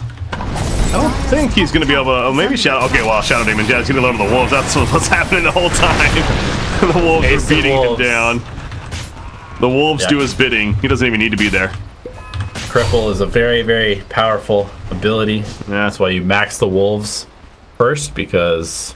I forget exactly how much the slow is, but I think it's like 30%. It's very hard to run away from the hasted. I was gonna say right there, it's you saw Shadow Demon just gonna do anything to actually remain alive there. 20% chance. Dire's top tower And is under attack. Radiant are scanning. That Helm of the Dominator, it is finished now. You talking about the cripple? Yeah, I'm wrong. So it's just attack speed slow, I guess, from the cripple. Oh, okay. Movement speed slow, but they are hasted, so you can't run away. That's the thing, if any, yeah. Lena. We've seen this before, it's like deja vu. MSS and SVG coming together in a 3-for-1, or a 3 versus 1 even, to make it the 1 kill. So that's death number 4 now. 0-4 and 0 Samael on that mid Lena, but I suppose that's where it's opening up the space for S4. So I'll talk about a different game here, and he is topping the net worth chart now in Necrophos, and he is going to go the Veil with that first item. Crit gets both Bannerman's bottom, going to pick up an Invis. He's level 5 on this Ursa with phase boots. He's definitely a pretty dangerous support at this point. And yes, Sumail has died 4 times, but he's still 3rd in CS. He's still higher than Resolution's Troll. Crit.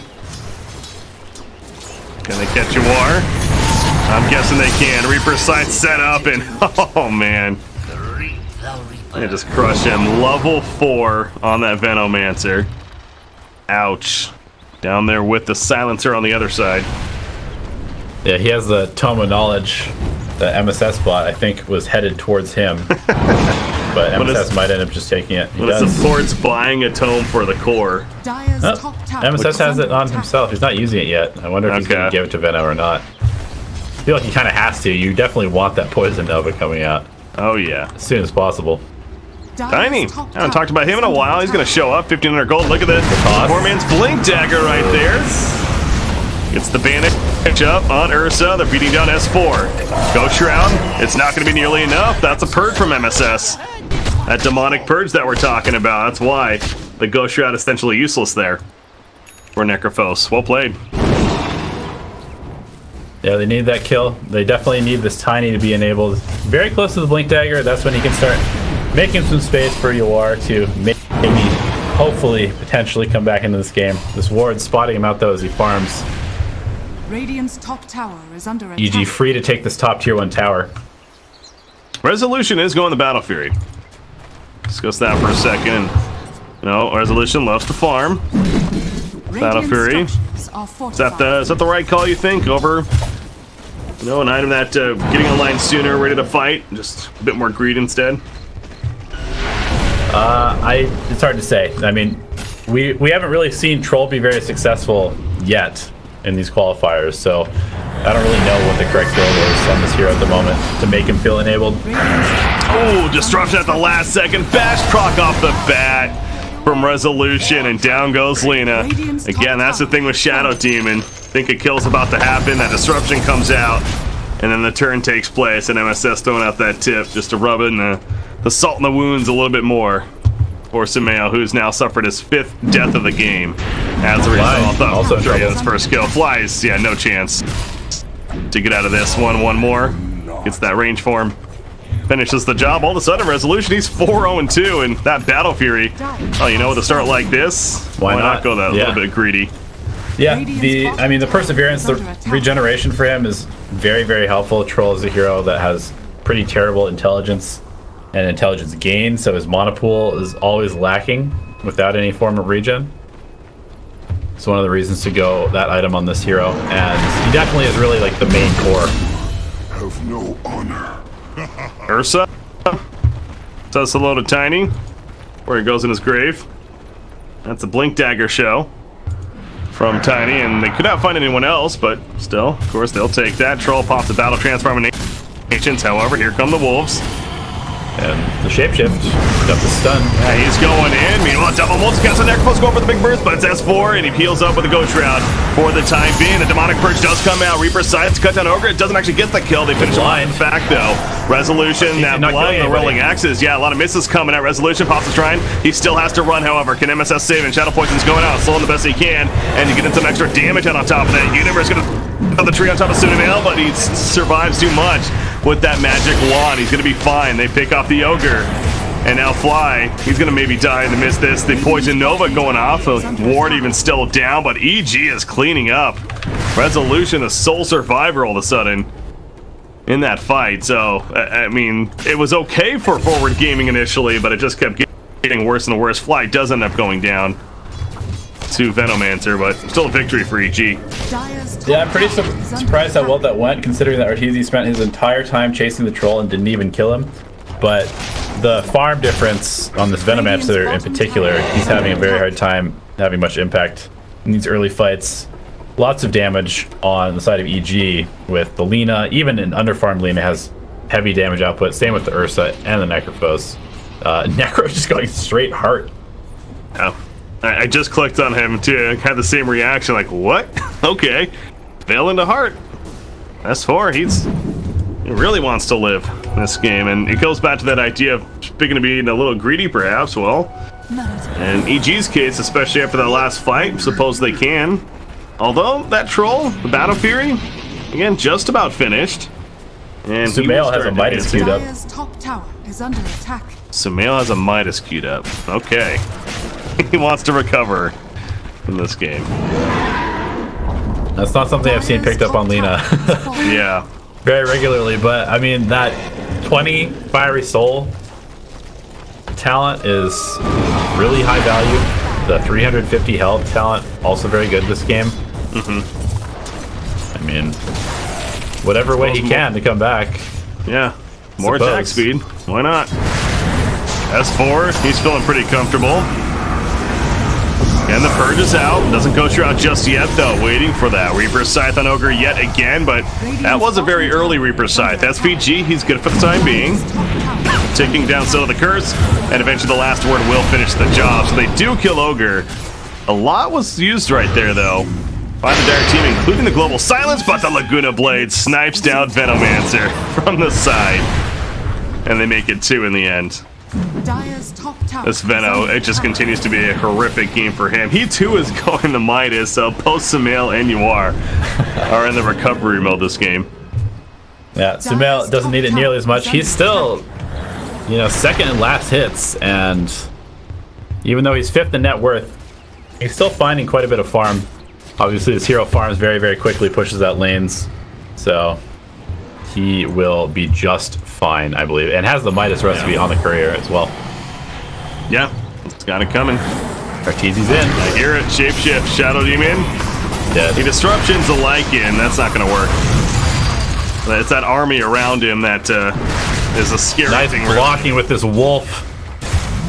SVG's dead too as a result. Again, incredible micro. Plenty. Yeah. He's just so comfortable with it. Let's see. Units in front, and SVG couldn't even move. It seemed like it's almost like it was a stun or a root there.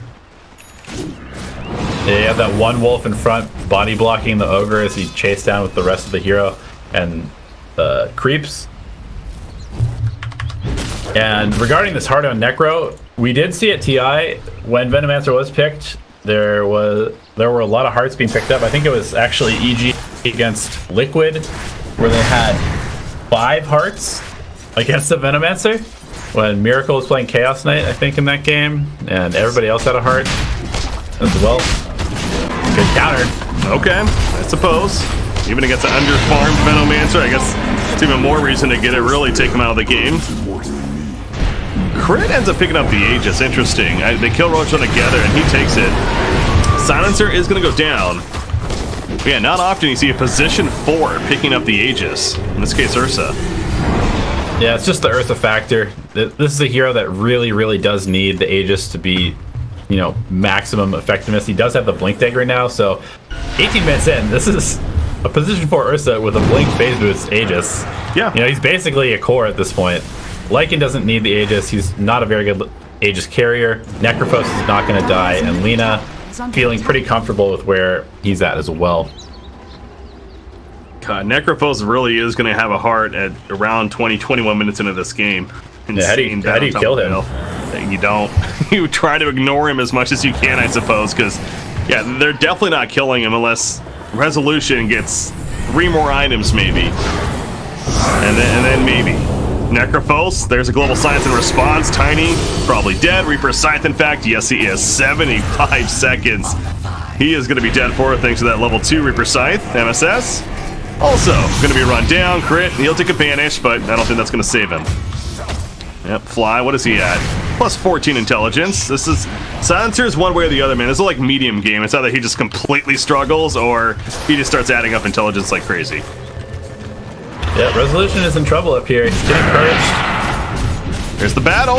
Resolution, he can definitely take it. Gets a couple bash procs with the rolling axes as well. That was the thing. This is going to say earlier, I mean...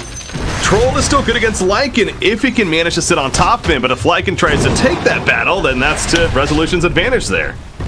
Yeah, Arteezy also goes for the medallion to further melt heroes, and so he applies it to Resolution. At that very moment, gets bashed, and Lycan, not a hero with very much armor in the first place, so... Well, they'll kill Yawar yet again. He did pop the Poison Nova. And crit, he's possibly going to fall right here. Some more poisons adding up from the Shadow Demon. There's the Aegis, though, remember. Troll nearly goes down to Laguna Blade, but he will live. That Veil did a lot of burst damage. Sumail getting a couple heals from S4. Stack. Earns on him. That Poison Sting as well. The poor man's Blade Dagger. MSS gets tossed in. The LSA is not going to save him. And now Flies also might be caught. No, he'll be fine. Middle lane. Oh no, Arteezy, a bash proc kicks in, but Resolution's not going to risk it. Lina buys back, and he's like, alright, I'm out of here. A pretty big momentum shift, though. Rezo farming quite well, does have the Battle Fury. He definitely is the hero in this game that feels like he's going to be the strongest come late game. Just a matter of getting there. Yeah. Our team favored according to Dota Plus, but been a little bit up and down, and 70-30 right now for them. For a fight like that, though, yeah, you got the Bloodlust on Troll. Gets a couple lucky bash procs. BKB almost finished. Who knows what can happen? Sumail has a Dagon queued up now. It's one of those, it's hard to tell if it's like, is this serious or is he kind of messing around now, or is there the logic here? I mean, we'll talk about that in a second, but Global Silence, MSS, he's trying to run an MSS on this whole time. They're going to kill him, but boy did he make it take a while. And using a global for a kill on Shadow Demon, again, not the most ideal. Still, no buyback. They're going to be able to pressure at least one tower here. Heart complete on S4. And we'll see whether he can survive with this heart as Forward Gaming wraps around, but they are just cutting the creep wave. It just looked fun. I was like, wait, did they not have vision? But then I realized with the tower there. They've completely switched sides. They've decided that Forward Gaming is now going to be the Dire team. The Dire Courier gets killed, alright, so there's a plus. A couple of wards on that. Taking away a little bit of vision, I suppose, from them. Bottom tower being pushed in as well, so... And now the top lane, Necrophos. Gonna run after SVG. That's an earn. No Spear Vessel just yet. That's possibly not in that would be nice to have. Probably dead here. He's gonna get Soul Catcher. Yeah, he is dead actually, yeah. So very weird inversion. Yeah. But we can't forget about that factor, that with the Shadow Demon, I do think even with that heart, again, they still have a good way to kill Necrophos. So it is not the ultimate answer. As we even kind of see right there, I know he's by himself, but he dropped pretty quickly as soon as Troll got on top of him. Yeah, I mean, the thing is, you can't rely on the Ghost Shroud at all to be survivable, so he's just going for it becoming as tanky as possible. Yeah. Silencer picked up. Disruption is safe. Poker for the time being. Arteezy's trying to think about this. Does he want to really commit or not? He's sending in his army. Now trying to get away with it. The Centaur leading the way. I don't know what... Okay. Deny the creeps to the tower. Yeah, I suppose. I thought he was maybe trying to look for Ogre still or something, but... don't give them the bounty. Rezo is BKB now. He's becoming harder and harder to deal with. And if Forward Gaming can just kind of group up around this troll, the Venomancer doesn't even really need to be that farm. He just kind of needs to get the Poison Nova off. As long as they're grouped up as 5, and these fights just kind of take that approach as opposed to getting picked off and losing towers.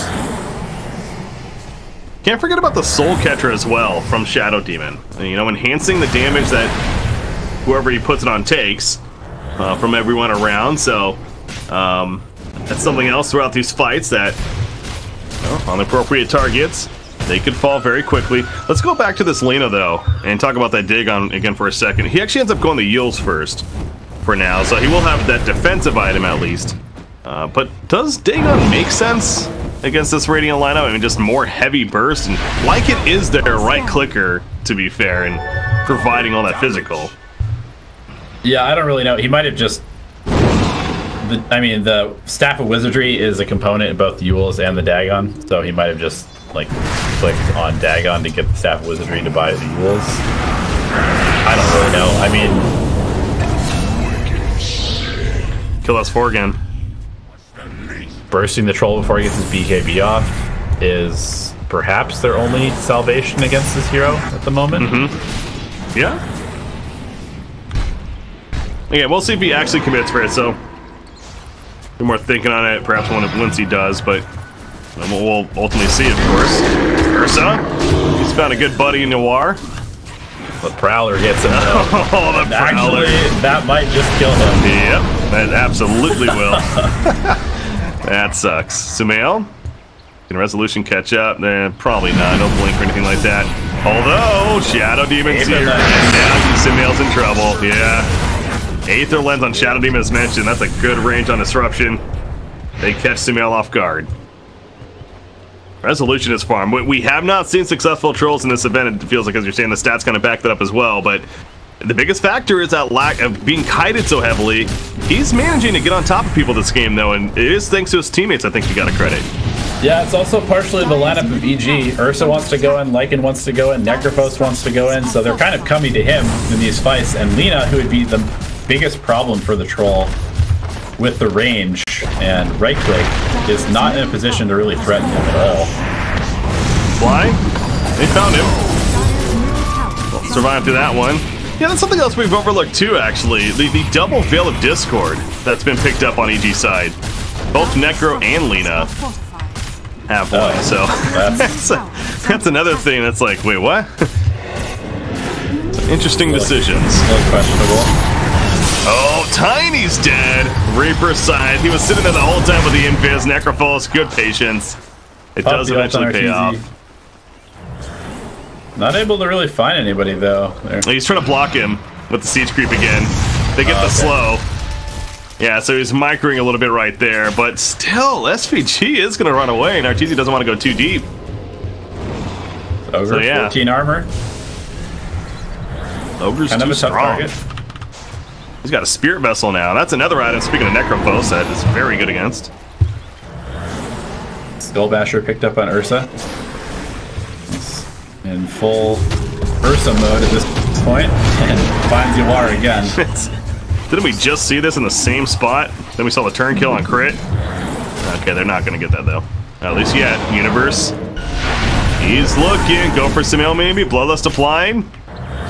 If they keep pushing this, the lacking the uphill vision. Oh, okay, they do have the ward up here. I gotta laugh a little bit. Yawar 1-8-5, Sumail 1-8-3. I'll laugh for you. That's kind of funny, actually. Yeah, this game is no longer the Hassan Bowl 2018. It's no. Something else. Resolution versus Arteezy Bowl. That's just not as appealing. They're gonna, dear God, they meld Roshan. Yeah, by the time you think they're doing Roshan, it's just dead anyways. And now Universe, let's get out of here. He will blink away. SVG. The front line Arteezy. He's jumping into a Death Trap. It looks like he's in trouble. Triple Wolf gets on top of that. The back box from trouble. And however, Troll's getting past himself. Down. He goes down. Wow. Chris with the counter bash. Troll does buyback. They did kill Venomancer as well. Arteezy does go down. Okay, he Crit is really playing the position 1 this game, it feels like, on this Ursa. He's extremely farm, going for a BKB next. Not done just yet. Lena goes down 70 seconds. Going to be dead for a crit. At half-life. Rezo does have a rage in 10 seconds and has the Aegis still. Yeah, Tiny, that's a dieback on Universe. Right there. Remember, Arteezy's still going to be out for 45 more seconds, but with Lena coming back in, it's going to be a reset for Forward Gaming. Man. I don't know what to make of that. The bash procs, neither side coming through. Male's double damage. As MSS. He's caught. He's dead. He is dead. Shadow Demon out for 50. Buyback ready, if needed. Oh, well. Yeah, that Basher, you mentioned crit, he really is a core. Like, this is not a position for support anymore. He's basically taken over as a true core for the team. Arguably more impact than the Lena's having right now, that's for sure. Yeah, Arteezy feeling like he's having a little bit of a hard time actually securing these kills now, so having the Lena with the burst damage and the Ursa with the burst as well is very helpful to EG actually finishing these fights off the way that they want to be. Troll's gonna push out top lane. He's level 22. Scotty wants to be finished, but their base. Tier 3 tower. This is without Arteezy. He is running in now. Pops the shapeshift to get her quickly. Brings that AC as well to helm with the Dominator buff in. And let the buildings melt. Disruption's not going to really save that. Rax will fall here at the bottom, so the Radiant essentially giving it up. Not much they can do there. Especially with Tiny still dead. So good capitalized by Evil Geniuses as they have that 7,000 net worth lead now. Yeah, we can see that it's pretty tough for Forward Gaming to take a fight if they have to run into EG. They've been capitalizing on EG running into them as they've been pushing out on the map, but they are struggling a little bit to actually take these fights now. MSS, he got a bounty room, but it came at a cost for his life. They catch him, and Necrophos building a Shiva, so just continue the trend of building really bulky here. And speaking of that, something like an Aeon Disc may not be a bad choice either on Necrophos eventually too. Yeah, not as good against the Venomancer just because it ends up getting ticked out pretty easily, but true. We do see Sumail not actually going for the Dagon. He's got an Aether Lens now, so he's playing that sort of ranged game, providing his team with utility stuns and damage from as far away from the troll as possible. Okay.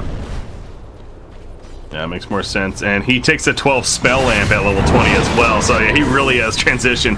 I highly doubt this was the plan from the beginning as far as his items go and his talent build, but you know what? Full Abyssal Blade on crit. Decided to finish that off instead of the BKB. He looked at Sumail, he's like, I'm the carry now. And okay, we're swapping roles. That's what happened here.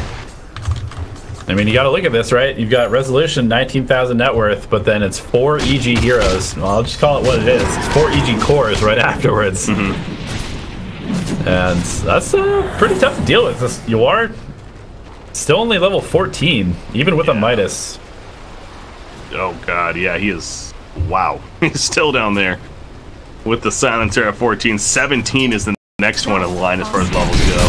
So it really is the Resolution show. It tends to be that way a lot, obviously, with Resolution. It's kind of the nature, the way teams tend to play around him as a player. And for the most time it does work, but this does feel like it's going to become more and more of a tough game to come out on top of. But 25 is approaching, and I definitely have to assume this game we are going to see the Whirling Axis cooldown. It's been pretty high value.